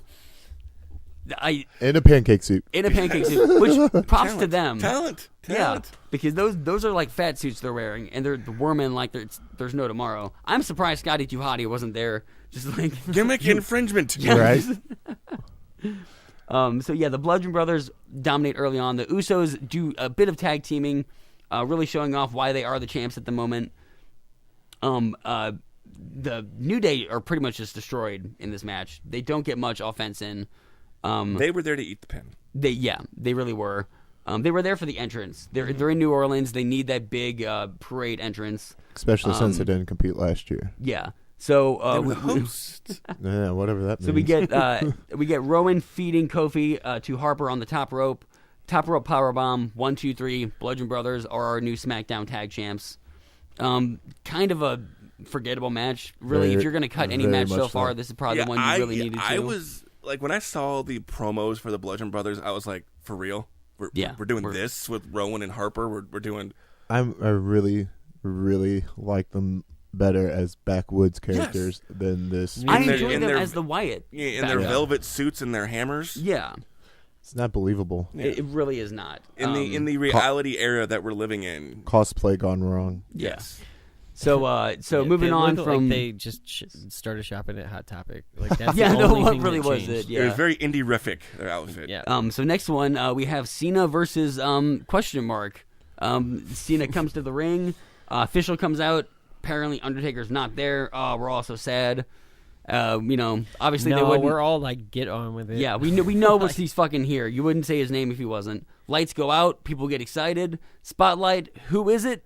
It's Elias. And the crowd goes nuts. Yeah, they actually aren't upset as much as I thought they would. No, dude, Elias is awesome. I do love Elias. Okay, is it just me or he's a folk version of The Rock doing his singing? Like he's stealing that gimmick pretty hard. He's much like Rusev. Got himself over, and the fans embraced him, and Vince is like, no. Yeah. Yeah. How many matches has that guy been in? Elias? Yes. This year. Elimination Chamber? Probably. There. This year, probably 30 on TV anyway. Or I'm sorry, between pay-per-views and television, probably around 25 or so, 30. Really? Because I don't see too many matches. I just see him cutting promos all the time. Yeah. I mean, if you want to see something hilarious, go watch him and Gallows and Anderson sing Wonderwall in the UK. I've seen that video, and it is astounding. So Elias comes out. He sings a song. He comes up into the ring, tells John, "Don't worry, John, I got this." Yeah. Sings a song that insults John Cena and the audience. And they're singing along. What I love that is when he comes into the ring and tells John, "I got this," you go sit down. Fucking Cena does. He goes back to his seat. Right. Yeah. And then he just lets himself get insulted, and then he runs in the ring. Right. Yeah. He destroys Elias, 5-knuckle shuffle, attitude adjustment. And he does the attitude adjustment. You can hear a kid in the crowd screaming at Elias, "That's what you get. That's what you get." I just could not stop laughing. And I just imagine it being like, I'm hoping it's Nicholas from later on. Yeah. That'd be great. We get Undertaker chants. Cena's music starts playing. He goes up. He seems disappointed. What can I do? He goes to leave. We get one of the commentators. I've never seen John Cena more not into something than he is right now. Apparently he doesn't watch Raw very often. Yeah, because that is a contender. He is checked out several damn times. Yeah. Cena's music stops. The lights go out. Spotlight comes on. Undertaker's his coat and his hat in the ring. Which the that crowd... was disappointing to me because all of the rumors, and this is what I was kind of hinting at earlier when I said I think that in this age of the internet, sometimes they catch wind of these rumors and then they're like, fuck it. Like, Wildfire. There's no reason to not give the fans what they want at that point. Kid Rock has been, for some reason, inducted into the WWE Hall of Fame, which doesn't playing 2 entrances? Yeah, is that all he did? He deserved it more than some of the celebrity inductees did. Drew Carey, as a comedy spot, worked one Royal Rumble for 5 minutes, and he's in the Hall of Fame. And he threw himself out of the ring. Yeah, Kid Rock has produced allowed a lot of music to be used. Yeah, his name was synonymous with, but like, just early like 2000s. at that point when you know that the Undertaker has retired and Kid Rock is now being inducted, and Undertaker do the fucking American Badass. Yeah, that's I what personally am everybody glad wants. they didn't because I didn't like the American Badass Undertaker. Yeah, but it seemed like such an obvious... in the 90s, but going back on the network and watching it, I do now. Like it actually, to appreciate me, it makes more sense for him to be the biker guy because the dead guy, he sucks at cutting promos. Right. Like the dead guy. That's why Paul Bearer was there. Yeah, he's exactly one of the best promo cutters of all time. It's also like, how long can you really play the dead man shtick before it becomes stale? Apparently 75 comes out looking years. Yeah. He's Santa Claus. He comes once a year and all the kids love him. Right. So the lights go off, lights come back on. Undertaker's clothing is now gone. We have lightning strike. He's naked. Fire. There's a Undertaker's naked music 7-foot hits. man running around here. Saggy. Keep your eyes open. Put that away. Now, when his old music hits, which starts with that ominous bell ringing, that boom, that might be the loudest cheer we get tonight. It is. I mean, we know we're not getting an American Badass at that point, but the crowd doesn't seem to cheer or care. Well, it was They're still cool the way into that it. they did that too, because they extended the bell tolling. Yes. Like they did. They teased it. Yeah, before he because came normally out. you just have the one And bell and then it starts, but like they kept it going in the dark, which is always cool. Like, Yeah, and you want to talk about like Finn Balor milking that demon entrance? The Undertaker takes so goddamn the long. Undertaker's a geriatric now. I think No, it's actually it's real. hard. It is sad to see him walk because like his knees are not what they used to be. That's But why as the long match as the was so entrance short, takes, too. I'm still with it. Yes, I mean, but that's why I'm glad they didn't do the American Badass because the slow walking works with the dead man. The riding down on a Harley is a little less. Yeah, and we just had a Harley. We don't need another one. Like, Except, why were there so many black lights glowing on? Because if you watch it for the TV, I'm sure being there present, it was awesome. But with TV screens and high def and all that stuff, I couldn't even see the Undertaker walk down. No, the ramp. you really I was just couldn't. like, where is he? Until All I he- see is the brim of his hat. That's yes, all I saw. And then he takes off his hat, and you finally get to see his face. Right. They do a good job of reminding us that this is the exact place that the Undertaker lost his streak. Would have been 4 years ago, 2013. Yeah, to WrestleMania Brock 30. Lesnar. Which I still disagree with that. I still do too. Which actually why is I think the Asuka thing was the anti streak ending. Because It was no one that streak was earned. no streak can survive New Orleans apparently. Yeah. That should have. I was gonna go for if, no, I can't go for that joke. Even if Lesnar was gonna be the guy that did it, and that was the right time, like that should have been Calloway's last match. Yeah, like he it really should been. like that should have been. No, the I would- Undertaker making the call to retire. I would have argued that Undertaker should have gone out to someone that needed to push more. Give him let Yes. Bray Wyatt take him out. Or- Bray Wyatt was already the or cult leader kind of esque guy, Punk, you know, or even Punk. Punk would have been you know? a great one. So we can run through this match super quickly because honestly, the Elias song takes longer than the match does. Well, it's like I said, when I'm a joke about like Undertaker defeats local jobber. Yeah, it was that's so what it was. fast. Like I cannot believe that they brought Cena back just to job out so hard to the Undertaker. Undertaker just dominates. Cena gets one Irish whip reversal, and I think that's probably his only offensive move. Undertaker goes old school up to the top rope.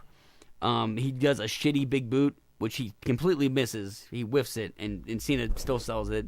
A leg drop that looks about as good as Hogan's.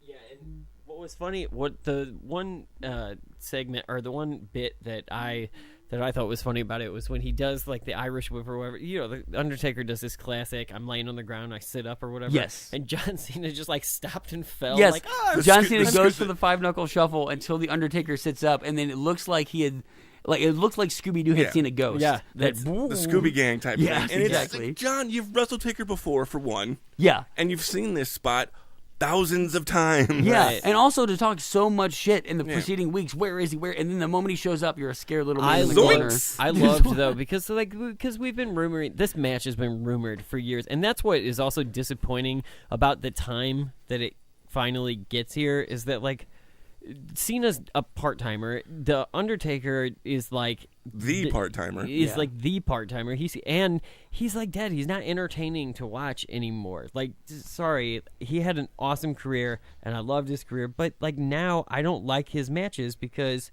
he can't do it. No, he it just reminds you of what he can't do anymore. So the fact that this has been a dream match for years and years and years, and then to have it play out in like 4 minutes, years after it should have happened, was kind of a disappointment. As well. So we get the 5-knuckle shuffle. Undertaker sits up, immediately choke slams Cena, tombstones, 1, 2, 3. Match is over in 3 minutes. Yeah. The crowd, they cheer, I guess, out of just respect for the Undertaker. Yeah, that's what it is. And I guess hatred of John Cena plays a little bit of a role. Yeah. Although I think Cena's getting himself more over, even with the people that hate him. Like, I mean, the fact that he was willing to job out so hard for this legend, I actually had to respect a little bit. I thought his build-up in the weeks ahead, like because this thing had been rumored for so long, that they finally, WWE just gave in, and they sent him out on Raw, and he's like, I'm here to call out The Undertaker! And that is like the greatest moment of this year for me, because he's so, like, it's almost like he's in like an Amy Poehler movie or something, the way that he acts that out. It's just so over the top. A child out there calling out his idol.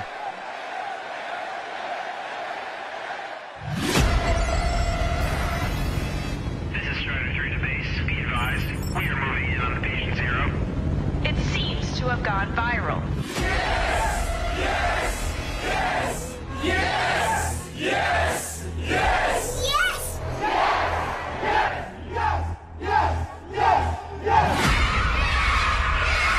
That's the yes salute.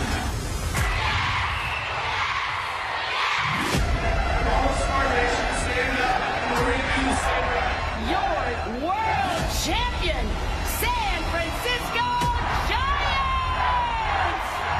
We've seen it invade the Superdome before.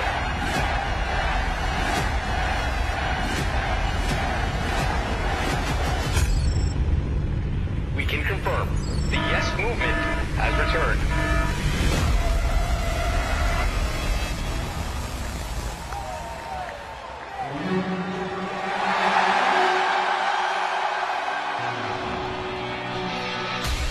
All right, guys. Yes. It is the return of Daniel Bryan to the ring. This is my favorite match of the night. Okay. Like, were you a little disappointed that he was teaming up with Shane? Like, I was. I think they should, like, if it in a perfect world, it would have just been Daniel Bryan kicking ass. Like, I honestly think Daniel Bryan taking on Sami Zayn and Kevin Owens in a handicap match would have been a little better. Can I just say too that like Sami Zayn and Kevin Owens are my two favorite modern era heels. Like, oh, they play it so well, just so good. I Like, love. But you can almost see their point. Like, I get why you're mad. Yeah, Yeah. oh, totally. Yeah. So this match is for reinstatement. If Kevin Owens and Sami Zayn win, they get reinstated.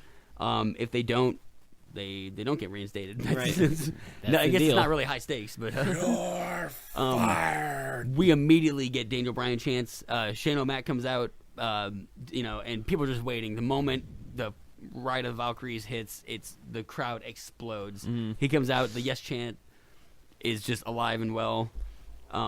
Kevin Owens' music gets booed, and then they sneak up behind them, which I thought was a great way to start this match. Perfect And execution. then immediately powerbomb Daniel Bryan onto the apron and pretty much just take him out the whole first part of the match, which I think is a great. Like, I love the fact that they teased that. They tease Daniel Bryan in the ring, immediately take him out, and then it's just Shane against these two, heels. With his god-awful punches. Yeah, and even I'm pretty sure, like, the jersey he's wearing, he just has, like, a sticker over the back. Like a Velcro. That says yes with the money sign. Mm-hmm. That's how they're cutting costs now. They're getting rid of the fucking pyro, and they're just having him, like, change the fucking sticker every pay-per-view. Wear your old outfit. So, yeah, Sami Zayn, Kevin Owens just utterly destroy Shane O'Mac. And Jaw Jacks with Shane's kids, which was great. Yes. Yeah, I love that Shane's kids, that Kevin Owens is one of the best about shouting in matches. Yeah. Why are you making me do this? That's what worked so well when he did the Jericho angle, when it was him and Jericho, because Jericho also, I think because of Kevin Owens, started. Now, Jericho's always been funny, and he's always done the crazy. Like, we were talking last week about some of his old WCW shit that he used to do. The man of 1,004 holds, and he just read them. Victim. Right. So he's always done that. But I noticed too when he and Kevin Owens were the tag team last year that it made Jericho yell more too, and that's such a breath of fresh air on the show when they can pull it off and people either buy it or laugh at it. And Kevin Owens is so good at it. And getting legitimate heat. Him and Sammy, they play those villains. And they get especially because we are in the PG era now. You see moms on social media all the time pissed off about something that Kevin Owens or Sami Zayn or whatever does at a house show. It's well, first of all, that's my wrestling. It's still tamed down, but back when the Dudleys used to yelled slurs at people. Oh yeah, and shit. they or put 84-year-old women through a table. Right. So they work over Shane for most of this match. Bryan comes in, breaks up a 2 count to a tremendous applause, and then Bryan clears house. We haven't seen this in a while. We get the running, I guess running knees, Yes. Yeah.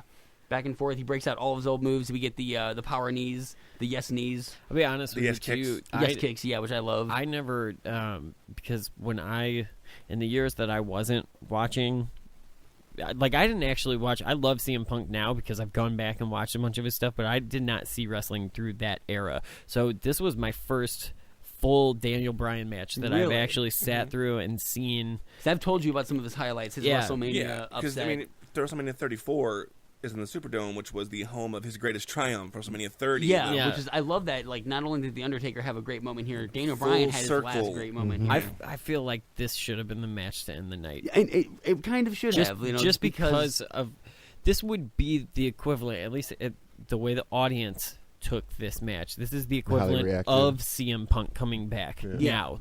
People want it, and you never thought you'd see it. The return of someone you never thought you'd see in the ring. Right. Even Edge coming back, I think would have had wow, that's pretty amazing. Is your neck okay? Yeah. And despite I know he was just cleared, but Daniel Bryan does not pull any punches. He is. No. He is doing it just as he does the top rope leg drop. Yes, which I know is a move. I hope we don't see the diving headbutt from him. I'm glad he didn't pull that out. But even the top rope leg drop, he has gone on record as saying that hurts him way more than it hurts the person taking it. Well, look at Hogan just from doing a standing leg drop. His back is fucked. It's horrible on you. To your point about not pulling punches, they really pull up that angle where Owens and Zayn attack his head, neck, over and over again. That's the whole. They play the story that they want this to be his last return to the ring. Yeah. Yep. And kudos to them for going that way, because that's a good story to sell. Yeah, you could have had him come in and squash this match and just beat the hell out of everyone. I love the fact that he has this adversity. They play up the fact he hasn't been in the ring for 3 or 4 years. But he's right on his game. He's not as rusty. He's because he's still been working. He works. Right. He's been training Nikki to be a better wrestler. He's been working on himself. And they'll say what you will about Shane being a worker. His punches suck, and he might not cut a great promo. Sometimes he does, but selling his intestinal problems in this match, his diverticulitis. Yes. Holding his midsection the whole match, I'm injured. Yeah. And to be fair, he had a legitimate hernia. He was out. He is fresh back. Him and Daniel Bryan are both just cleared. Yeah. And then they take some sick bumps. They take some bad power bombs. Yeah. Shane does look through half of this match like he's gonna die. He gets out of breath early and stays that way the entire time. I think there's a reason he's wrestling with his shirt on. Well, you can't be in ring shape all the time. No. To be fair, Shane gets a coast to coast to Sammy in this match, which I did not think he'd be able to pull it off. Proper respect, Van Terminator. Yeah, okay. But it is a move of wonder, and the fact that he pulls it off, like, I was shocked. Especially off WWE ropes, which aren't as springy as every other wrestling company's ropes. Yeah, you mean you go to ECW and it's a fucking trampoline. Yeah, okay. Insider information, I'm sure a lot of people know it. WWE ropes are rope. They are rope covered in electrical tape. As where independent shows, WCW, ECW, Ring of Honor, everywhere else are aircraft cable with rubber hosing. There's a lot more spring off of those. Yeah. And to do a Van Terminator coast to coast, whatever you want to call it, on with ropes, impressive as hell. Yeah. The WWE used to use... they have always used rope. Had they? Okay, so because WCW is where Mick Foley lost his ear because of the tightening. Because the cables were too tight. The cables, yeah. Now, is that the reason why WWE we've had the rope snap a couple times on people? Yes. You don't see that. You don't see that really in other wrestling companies. But then again, it also makes for cool moments. Yeah, it does. Who was the last person? I don't remember. Yes. Okay. And he held up the rope like. Oh, that was great. I was really expecting. Daniel Bryan's return to end with them losing, to end with Kevin Owens and Sami Zayn being reinstated. I think that was the odds-on favorite. I was picking either Bryan or Shane to turn heel. Yes, that was also the major rumor I was hearing. Because then the fact that Sami and Kevin lost, I was like, do they go to Raw now? I figured they would just be reinstated. That's what I would imagine is the angle, because they've been fired from SmackDown and the draft is coming up, right? Yeah. The next night on Raw, they had a match for one of them to get a Raw contract, ended in a no contest. So it's like, all right, so where do we go from here? Well, isn't it basically? Aren't they just going to rehash the feud between them? Probably. Yes, which they will forever. I mean, Generico and Steen in the Indies. There was all the images of we're destined to do this forever, you and I. Although they are really good at it. Like that, I do like that storyline. I like them as a team, and I like them as feuding with one another. You're going to see someone fight forever, or Jericho said this on his podcast one time. Was like, there's two groups of people that make the best rivals in wrestling: dear friends and true life bitter enemies. Yeah. You know. I mean, it's very true. So this match, surprising me a little bit, ended with Bryan gets the yes lock to Sami Zayn, who taps, and Bryan wins. And it's not even a lot of struggling to get to the rope. Like, I'm fighting for my career. It's just like, no. The moment the yes lock gets put in, we get that. We get the tap. I thoroughly enjoyed this match. Yeah, I think very entertaining. I think even that too is probably part of the whole, like that. I'm sure that was planned. That he taps that fast, because then that sets up for why Kevin Owens and Sami Zayn would feud. Yes, because you lost us our jobs, and we haven't seen the yes lock in how long. Like it's been a protected move. Right. He only pulls it out once in this match, and it immediately gets that tap out. The name has had a new name every gimmick change that Bryan has had. All right, so moving on, we have the Raw Women's Championship. Nia Jax taking on Alexa Bliss. You got it right that time. In our corner, I did get it right that Alexa time. Bliss I wrote it down. Is a good example of being like the anti-Bobby Roode, in the sense that she's much more entertaining to watch in the ring, but her entrance is fucking horrible. Right. I hate that song so much. Okay, and, it's much better than her Pixie song in NXT. Glitter, glitz, sparkle, bliss, and then okay, that's fine. I just hate the like weird electronica dubstep. It doesn't even sound like, it sounds like my son is upstairs smashing a keyboard. Like, it doesn't make any sense. There's no rhyme or reason to that entrance music. But she's also really the only true female heel. She is a straight heel. You want her to lose so badly. Well, she's Harley Quinn. Like that was an awesome thing that they saw an opportunity when Suicide Squad came out, and like they capitalized. If you're gonna capitalize off a shitty movie, you gotta do it. That's gotta do it. So we do get the build up to this. It's actually probably one of the more disappointing women's build-ups, because it's about I liked body it for the shaming. sense that body shaming, that sucked. But it was, I'm exploiting her. I'm using her as a friend. I'm keeping her around to keep me safe. Yeah. And then, wrestlers don't know when the damn camera's on, apparently. Isn't that basically the same storyline between Mickie James and, like, Trish back in the... Yes. It's, like, almost the exact story. Okay, Mickie looked fucking great. Yeah, she looked more imposing than Alexa did walking down to the ring. Yeah, she did. So to start this match off, Nia Jax takes out Mickie James, which I thought, because everyone I think assumed that we were going to have this like her interfering and stuff, yeah. and immediately Jax just knocks her out. She's pretty much out the whole match right now. Yeah. Which was awesome. Nia Jax just dominates. I love as far as imposing women. I think she's one of the best. Yeah, I totally buy her. It's just the unfortunate outfit. Kind of. The outfit. Oh my god. My issue though with Nia is that she's imposing for 2 minutes. Once the entrance is over and once you're in a match that lasts more than a couple minutes, they always find a way to end it really quick because she's an interesting character because she's almost one that because of her body size would have to dominate, but she jobs a lot. So they find these weird roll up pins and they all end real quick and it's because she's not a great in ring performer. But you notice they call her the irresistible force, not the immovable object. Yeah, that would be just no. Yeah. We're not doing that. Yeah, and to your point. Really the only offense. I mean, Alexa Bliss does start to make a comeback, but it's eye rakes. It's these It's heel tactics. Yeah, exactly. Which she does play the heel amazingly well. She is very good at it. Yeah.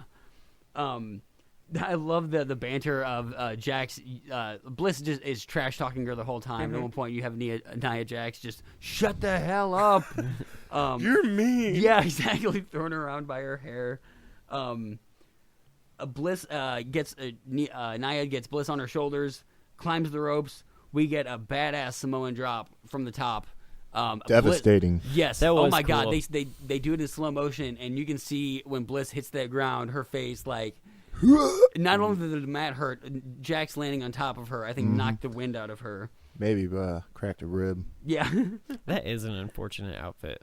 What is that? Is that the problem? It's not a bad outfit, but they have this weird golden motif that runs throughout it, which is fine. But then they have a golden triangle on her privates. Yeah. Well, which just is it's are you naked? Yeah. Well, she's also she's got the whole Janet Michael Jackson weird military fucking sleeve on the shoulder pads or whatever. It's goofy. Sergeant Pepper Nia Jax. Yeah.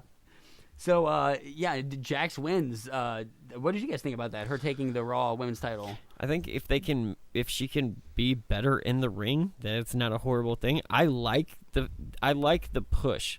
Yes. For her. I just hope that it doesn't turn into something that has to be short-lived because she's not good enough. She's not good enough to sustain a run. Yeah, I mean, you can say that about Alexa Bliss has shown that she in the ring she has some talent. I totally understand why they did the fat shaming angle, but I didn't care for it personally. No, especially when you only have one female on your roster who isn't supermodel thin, right? Well, and to draw attention to the when fact you have the whole bullying campaign, and to be a star, she would have had to have won, or if the bully wins, then because it's overcoming, it's electing Trump, right? That's what it is. You bring that up in any conversation. I love that. So, but but what was great about the fact that they were doing the bully fat shaming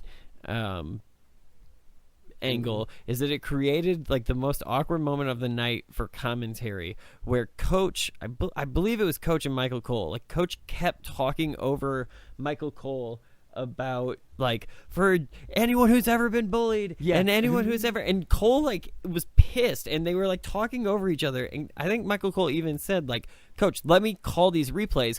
But then Michael Cole started saying what Coach was just saying. He was for anybody who's ever been bullied, and then that's a line they've been fed through the earpiece. Yeah, you have to get this line out there. Which, if you remember, was the exact line Michael Cole used when Mick Foley won the title. Yeah. For anyone's ever been told you can't do it. Yeah. Mick Foley's won this for you. I was yeah. Huh? So moving on, this was my most anticipated match of the night: WWE Championship, Shinsuke Nakamura, AJ Styles. I could not have been more excited for this. Exactly. Me either. I thought that this was awesome. I thought the promo package build-up was great. Probably the best of the night. The promo package was great. The actual build-up for the match up until the past 2 weeks was a little lacking. Yeah. Very much but so. then again, did you need a build-up for this match? It was the fact that Because we've seen these guys yeah. in New Japan. We know that they're both amazing wrestlers. We're gonna give them another match. They together. had to really work hard to build up the Lesnar Roman match, which Right. still didn't build. Yeah, Which still I didn't- think still honestly didn't it care was about. because this is a dream match. Yeah. You say Nakamura and Styles, and I'm like, I'm in. The internet blows their load. Right. Yeah, oh my god, Shinsuke Nakamura's entrance With Alice Cooper's guitarist. Now it is usually epic on its by itself. This is full orchestra, a million violinists. Yes. You have Alice Cooper's guitarist shredding it up. Yeah. The crowd still goes wild. I love the fact that, much like when they just sing "Glorious," the crowd does. When the crowd starts humming along or singing along, Yes. I'm like, ooh. When it's 70,000 people all doing it at the same time. And then AJ gives Goosebumps. AJ's normal entrance. Yeah, a little bit more pyro, but like he doesn't do it. Like I almost think they should have switched it and had Nakamura come out second because he does such an amazing job. No, champion comes out last. Yeah. Well, not in the first match. He came out second. Yeah, but especially if this is the WWE Championship, like you're already dumbing it down by making that the SmackDown belt because you end everything with the shitty Universal title that nobody likes. No. And I hated the Jam belt. Yeah. But it's grown on me a little bit just over time. I still don't like it, but it's like, okay, the Universal title is Universal title, fine, whatever. I don't like the name of it. I don't like how it looks. I don't like this whole. Although I'm really, really hard on this era of belts. Like, Very much so. You want to see good belts? Look at Ring of Honor or New Japan or NXT has awesome belts right now. They do. But WWE's look like they should be sold at Toys R Us. Yeah. Like, well, I think they're designed by that's why they're designed by to be And sold. they're trying to go for almost UFC aesthetic where the belts are all the same. Yes. yeah, but which they need. They just I you don't need to like be able that. from a distance to see. But that's the belt. Hunter's getting away from that because if you look at the Cruiserweight title, it looks totally different. Yeah, the NXT The belt NXT is- North American title. I the hate new to belt say looks it, different. but like I actually think that when Vince dies and when Hunter gets it, that like the company will go a little bit back to the traditional wrestling. Yeah, like being a little bit more. I even think because when Not you so cookie cutter. well, and when you look at NXT, like they're allowed to get away with a little bit more. Like you got some bleeding going on that isn't allowed on the main roster. There's like the language seems to be a little bit more adult, Vulgar. and as a result of that, the audience is a different way, and that audience is better than this audience. Passionate fan, like the hardest of the hardcore fans. If you give them the option, would probably go to TakeOver New Orleans over WrestleMania. Yeah, I certainly would have. Yeah. Yeah. So this First match, of all, it wasn't 7 fucking hours. yes. But even then, like even though they this match is what 4 or 5 hours into the event, I perked up for it. Yeah. Nakamura's entrance alone got Unfortunately, the entire crowd though, up in arms. but the audience, like by the end, like I don't know. Watching this, I was disappointed that they put it so late in the night. Or the that audience starts off kind of lukewarm. They really do pick up when we get to the halfway point. Yeah. At least I think so because the ending definitely gets over. And that's a testament to how good both of these guys are that they got a dead crowd back into it. Yeah. Right. Because now I don't want to say the Nia Jax Bliss match. The crowd really wasn't that much into it. You know? It was okay. It was the women's title match was a good match, except you have to have that cool down, and you've been running hot for the mixed tag, then you cool down with the tag titles, and then the women's match, and you get them back with the WWE There's Championship. an art to booking. Yeah. I also think that having 2 of every title it devalues it. Well, it devalues it, and it just makes it like the audience is gonna pick one, right? So if it's Asuka and Charlotte, which it clearly was, like that's as us in our minds as the audience, like that's the women's title match we care about. This other one's just there, like, and to have the good one so early on the card, and then right. I don't hate the Universal title anymore. Like I said, the belt looks stupid and all that, but the WWE World Heavyweight Championship is still the belt. Yes, it is. Yeah. So to me, this was the main event. Yes. And I think in a lot of our minds, it is a great match. These two men, they play off the fact that they know each other, that they've wrestled before. I loved the head padding. Oh, that was the build build like up. I could get you anytime. Yeah. Yes. Oh my God, the way that they're was playing with awesome. each other. Now I have to ask you, like, who's heel in this match? There isn't one. There isn't one. Until the end of the match, Yes. of course. This is a straight up just Face versus face. You get competing chants throughout the whole match. There are some great moments.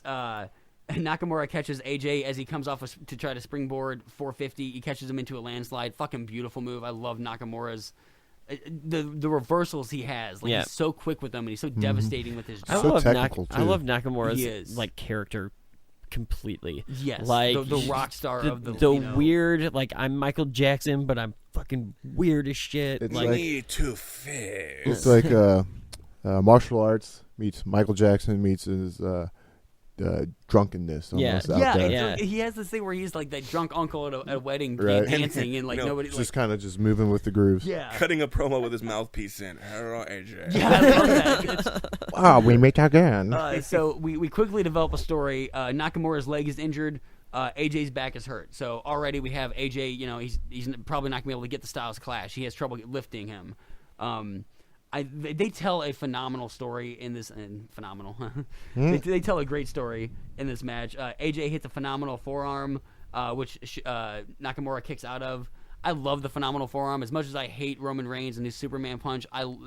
I buy AJ's. Because he sells it. It Yes. looks good. He does. Yes. Like the pullback, and when he finally connects. Put that make that a still frame silhouette. That's a logo. Like Oh, they've you done- did- they When, did it. when Yeah. they did it with Fastlane, that was literally the logo. It was Yes. him flying through the air, getting ready to It's hit such you. a posterized moment. Yeah. Yes. Every single time. Whereas the Superman punch just look. Yeah. Oh my god. Plus yeah. the Superman punches over fucking used. will- Like, Very much Yeah, so. like 8 times in a match. You know, is where you see one phenomenal forearm usually. Yeah. These men get into at one point just stiff forearm. Just That was badass. I love when they do that. Oh Very my New God. Japan. yes, Very and New I Japan. love that they're pulling that out, and the sound of that forearm. They're is, doing that a lot in NXT too, where they're doing the. I love when it's the two guys in the middle of the ring doing the same thing to each other, like Back and forth. back and forth. Yes. That's awesome. It used to be the test of strength. You put your hands up and you grapple, Yeah. fingers. Yeah, now it's it's just just to you uncles. punch me, Yeah. I punch you. Let's see who can take more. Yep. I do love it. So Styles gets a Pele kick to Nakamura, which is pretty sick, and Nakamura responds with a knee to the back of AJ's head. Fucking brutal. Right. I am pretty sure, like, concussion territory. He takes it so hard. If not, bit his own fucking tongue. Yeah, oh my god. Like, I'm surprised he knows where he's at after that. Son of a bitch. Nakamura goes for the, I do not know how to pronounce, is it the Kinshasa. say that again? Kinshasa. There we go. AJ counters it. Let the encyclopedia speak. AJ counters it into the Styles Clash. This is a move that I get nervous every time it gets pulled out because of its high probability for breaking one's neck. Mm-hmm. But if anybody can pull it off, it's Nakamura because he takes it like a champ. It is one of the quickest setups. Because usually finishers, me and Brandon have talked about this, the successful finisher has to be able to come out of nowhere. Yeah. The Styles Clash takes a little bit of a setup. Does anybody but AJ have 3 finishers, by the way? Because he has the forearm, the calf crusher, and the Styles Clash. I don't know. I mean, you go back to the Rock... No, the rock bottom and the people's elbow. I don't know that anybody does have that range of signatures. Yeah. And he's not like he has 5 moves to doom. The man can pull off tons of moves. Yeah. But would you consider the phenomenal forearm a finisher? Because he does it all the time. Or Yeah. Yeah, but he's won titles with it before. It's how he won his first championship. I almost True. consider Is there a that- difference because the video game signatures Signatures, versus that's finishers? Yeah, yeah. Yes. That's what I almost kind of consider it, is the one that the move before the move. Yes. You know, Like The people's setup. elbow almost never ended a match. Sting it was always had the rock bottom. Sting did like the Scorpion Death drop before he did the Scorpion Death lock Yes. / sharpshooter. What do you guys think about the Styles Clash? Just I haven't asked. All right, it gets a bad rap for being dangerous. It is entirely on the person taking it how dangerous the move's going to be. Yeah. Yeah. Because the reason that Yoshitatsu got hurt and the reason that James Ellsworth almost got hurt is wrestler programming. You were taught in wrestling school when you take a bump to tuck your chin, which is going to get you killed in the Styles Clash. It's the one move where you have to do the where you opposite. put your head back Yeah. and take the whole... So Tatsu got hurt, broke his neck, and again, James Ellsworth almost got hurt if Styles hadn't adjusted himself because they were going by their program, which is hard to break. Yeah. Physical When you're programming. you're working on muscle memory. Yeah, so I mean, the move gets a bad rap for being I dangerous. think me, it's it a also- beautiful move when it is pulled See, off. Very much I'm so. not as impressed with it. Really? Yeah, the- like the- Now, like in this one, I will say I loved it because of how quickly when it takes him 10 when it minutes takes to him get to them adjust in there. his legs around the Yes. guy, like Shinsuke, like he's a pro in this. He knows when knows, it's coming. yeah. He gets in it. and then bam. like the phenomenal forearm better than the Styles Clash. When Like, yeah. Styles Clash is so old school of a move, though. Like almost like a pile driver almost. Like Yeah. You don't see it ever. He hardly ever performs it because he's always finishing people with the phenomenal form. Yeah. And I'm glad it came out. If you're going to end a match against Nakamura. Well, it's and I'm so WrestleMania. thankful he did that too. I think that's why we got the curb stop. We got the Styles Clash. And you the only pull tombstone. out these moves. Yeah, the tombstone, exactly. Yeah. I thought we were going to get a last ride. I love that they went with the tombstone. But WWE I don't think Mark Calloway could lift anybody that high. I'm Yeah. sure. But, WWE and Ring of Honor were the only companies allowed to do tombstones over the weekend. Really? Yeah, the Louisiana Athletic Commission banned pile drivers over the course of the weekend for anyone not Ring of Honor or WWE, because money talks. Yeah.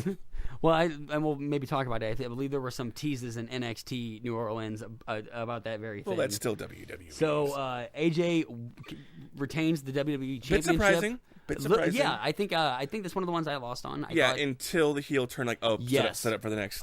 Which I thought was interesting rematch. because Asuka and Nakamura have both won their respective Royal Rumbles. You had Asuka lose her streak and was so gracious about it, giving the title to Flair. They're both sharing a moment. This is the exact opposite. Shinsuke presents the title. Blows him. I get it because this is like Nakamura's 4th or 5th shot, and he always gets, he didn't get screwed this time. He lost clean. But like when he was feuding with Jinder Mahal, it was always the Singh brothers, and he kept losing. Yeah. So I love the fact that they're going to turn him, and I hope this. I think he could be an effective villain. Yeah. And I really hope him and AJ have a. Which, I was really excited about that too, because since Nakamura came up from NXT, at least in my mind, he's always been a face, and he's always been a face that I've rooted for because I like his style. I like the strong style thing and whatever. But now, I'd never really thought about him or considered him as a heel until the low blow. And when the low blow comes, you're just like, oh, that does make sense. He would be a perfect heel. Yeah. And now I want to root for him as a bad guy. Yeah, exactly. Just think, if this had been WWE of the 80s, they would have made many Pearl Harbor references. Yeah. Man. Yes. They would have put him in an internment camp or something. God. So moving on to the strangest match of the night: Cesaro, Sheamus, The Bar taking on Braun Strowman and a mystery partner. Let me just say, no. Okay, so this match had so much potential. Who did we think the mystery partner was going to be? I was going for Elias because it would be full circle, the feud going on, and he picks the partner, or Samoa Joe. See, yes. I thought they would just, because usually the company resorts back to, hey, let's pull out somebody from the past just to make sure we can get that demographic. And they really didn't have to because they had a decent card for this show. It was too long, but they had a decent card. But I thought this was going to be their moment of, oh, Rey's not as injured as reports have been saying, and here comes Rey Mysterio Jr. to sign his 2-month WWE contract or whatever. Yes. Or I thought maybe Jericho would come back, or I even thought, I didn't realize that Rob Van Dam wasn't cleared, but I always get interested when the games take people out of the game because of whatever their issues are, and then they put people back in. And in their release of 2K18, Rob Van Dam was in there, and to me that was like an Easter egg to him coming back. I didn't know his medical shit. See, I thought it was going to be like Jeff Hardy or Kane, or an early introduction of Bobby Lashley. Yeah. I mean, there were a number of people that could have been. Joe. Yeah, Frank and I were talking when we were watching it live. It was it's either going to be comedy, or it's going to be James Ellsworth coming back, or it's going to be a legit another monster to have this super hot tag. Okay, so I guess anticipation, they went with with comedy. It should have been Jeff They Jarrett. went the wrong type of comedy. Yep, Braun Strowman says, I know you've all been wondering who my partner is, and it's going to be one of you. I thought it was going to be the Power of New Orleans. Yeah, would be his partner, or some random indie worker sitting in the crowd. Yes, bring out someone who is known, or not a bring out someone Ricochet. from not a referee's Honor. fucking kid. Yeah, and not only that, okay, if he would have just pointed, you kid, get up here. He has to go into the crowd for 15 fucking minutes. Oh my god, he goes the wrong direction at first because he doesn't know where they placed the kid. Yeah, and then when he finally finds him, the kid is just as confused as Braun Strowman. Standing petrified on the ring apron. Which we all thought he was a little boy. His name is Nicholas. Nicholas. Nicholas. What sucks too is that obviously when the show was written, Nicholas knew he was going to be picked, and Strowman knew where he was going. So when the match starts, of course you're not expecting Nicholas to play a big part in this match, and he doesn't. And he gets Braun Strowman tags him once. Yes. Right? Why doesn't he do one move? Like, that's my opportunity. Just like Cesaro or something. Like, I don't give a shit what Vince McMahon and company told me. I'm a 10-year-old kid, and you can't do anything to me. Yeah. I'm doing a leg drop. Right. They can fire your dad, though. Or when they're working, That's true. So Braun Strowman comes in hot. He ends up getting worked over by the bar with all these teamworks. Braun Strowman gets to Nicholas, gets the hot tag. He comes in. The crowd actually pops. They actually want to see something. Nicholas turns around, taps in Braun Strowman, who just wins. Yeah. And it's such a it's anticlimactic. Yes. And then it even gets worse on Raw the next night. Here's the belts back. We can't defend them. He's in 4th grade. Oh yeah. Well, what the fuck? Is that how they played that out? Right. I didn't catch Raw after it. They're like, he's got other commitments, being in the 4th grade and all. We have to give these back. See, now I thought this could have been a genius thing of Braun Strowman just not needing a partner, him destroying people, and Nicholas just always standing there with the belt. But you could have done that for a month. 4th grade. Yeah. Yeah, he's got class tomorrow.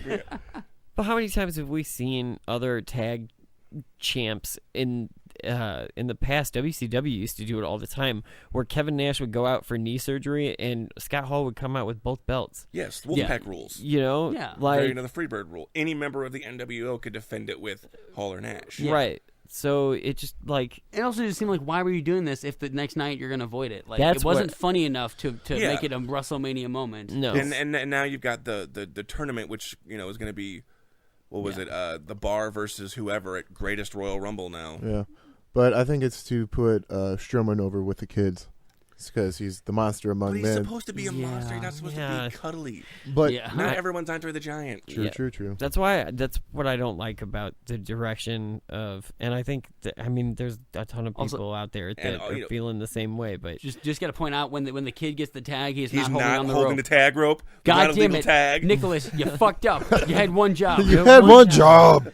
Learn the business, kid. Damn. Also, I wish so Nicholas, much. you came to WrestleMania and your dad said you could buy any shirt. You bought the generic WrestleMania shirt. Yeah. You have no personality. No. At least be wearing a Braun Strowman shirt. But Jesus. on the plus side, he's the king of his school now. That's yeah. He is. Yeah. I would walk because he was on spring break at this time. I would be walking into class with the Raw tag title over my shoulder. Yeah. Are you sure you don't want to date me? Are you sure?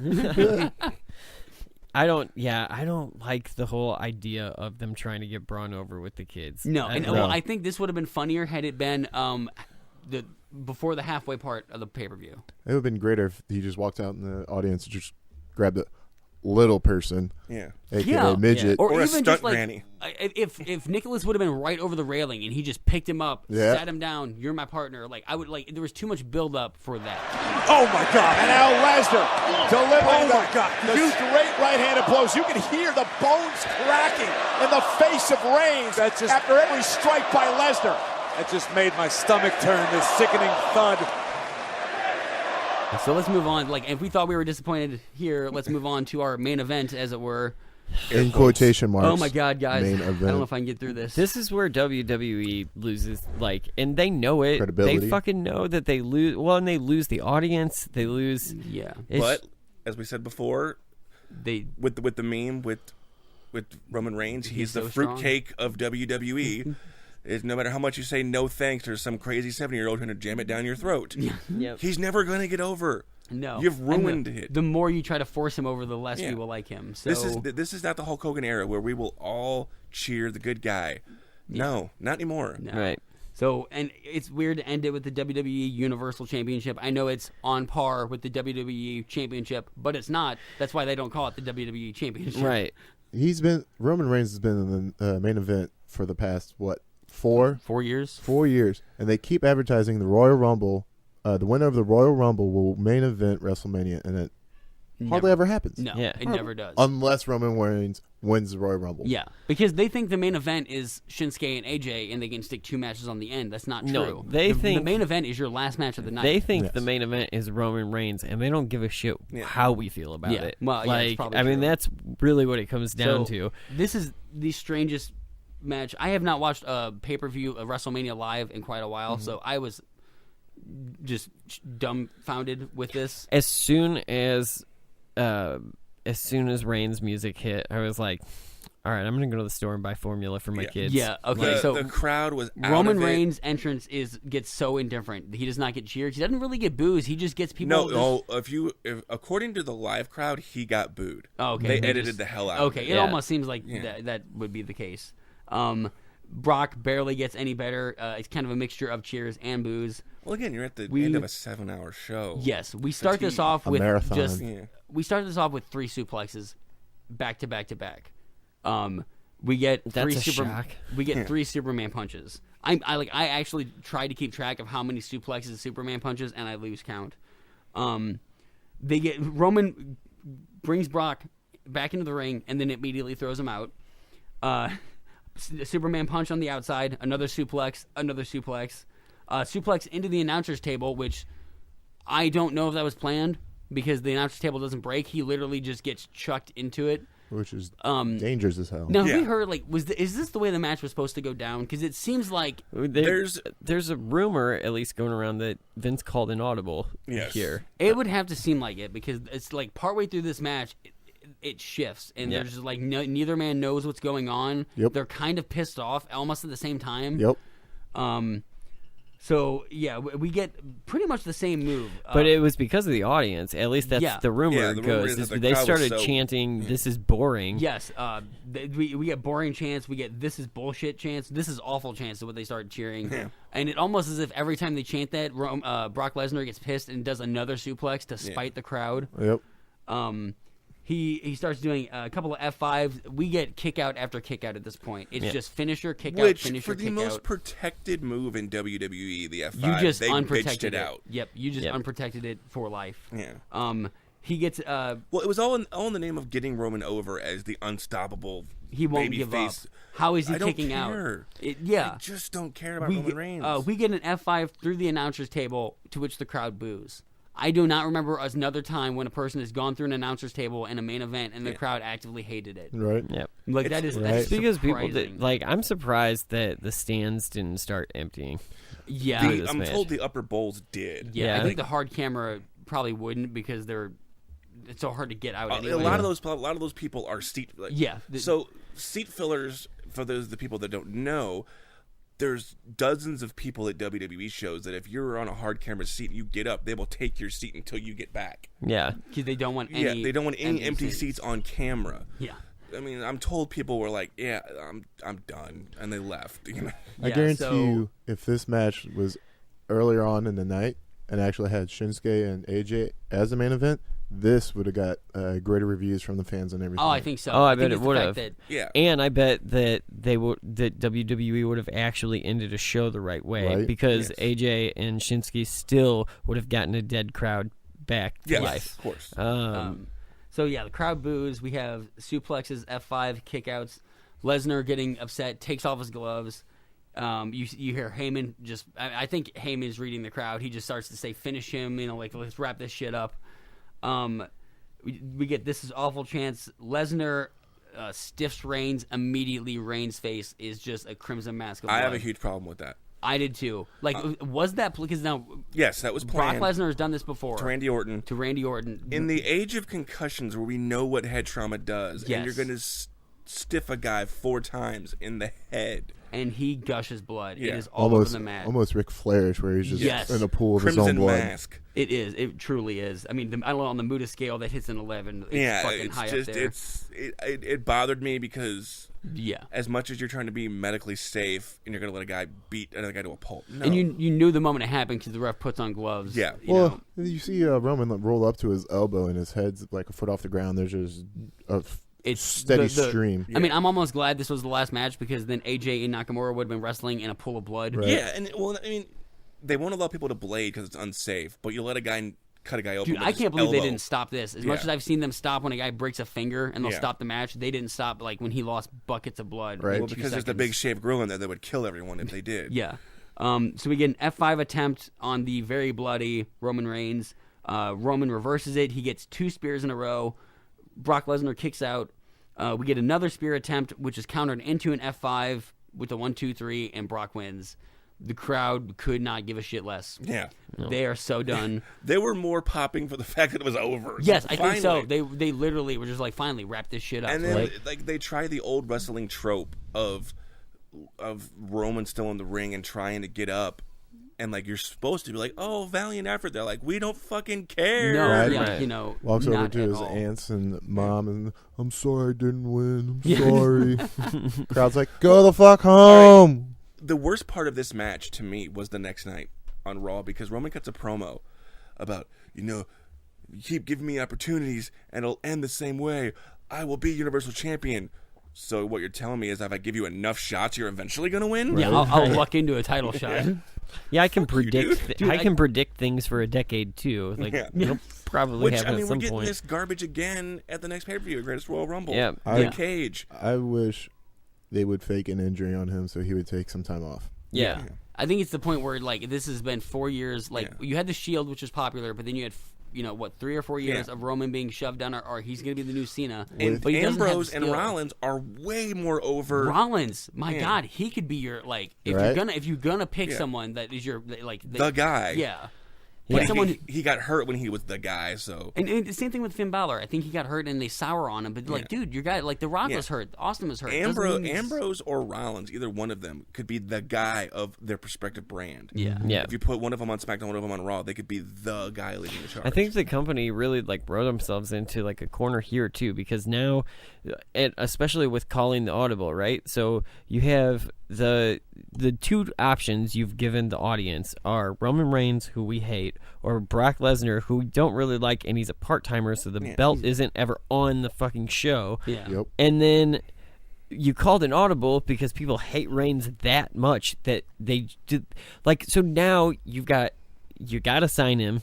I'm sure his contract's not probably long. I believe he signed for another month. SummerSlam. SummerSlam. That's right.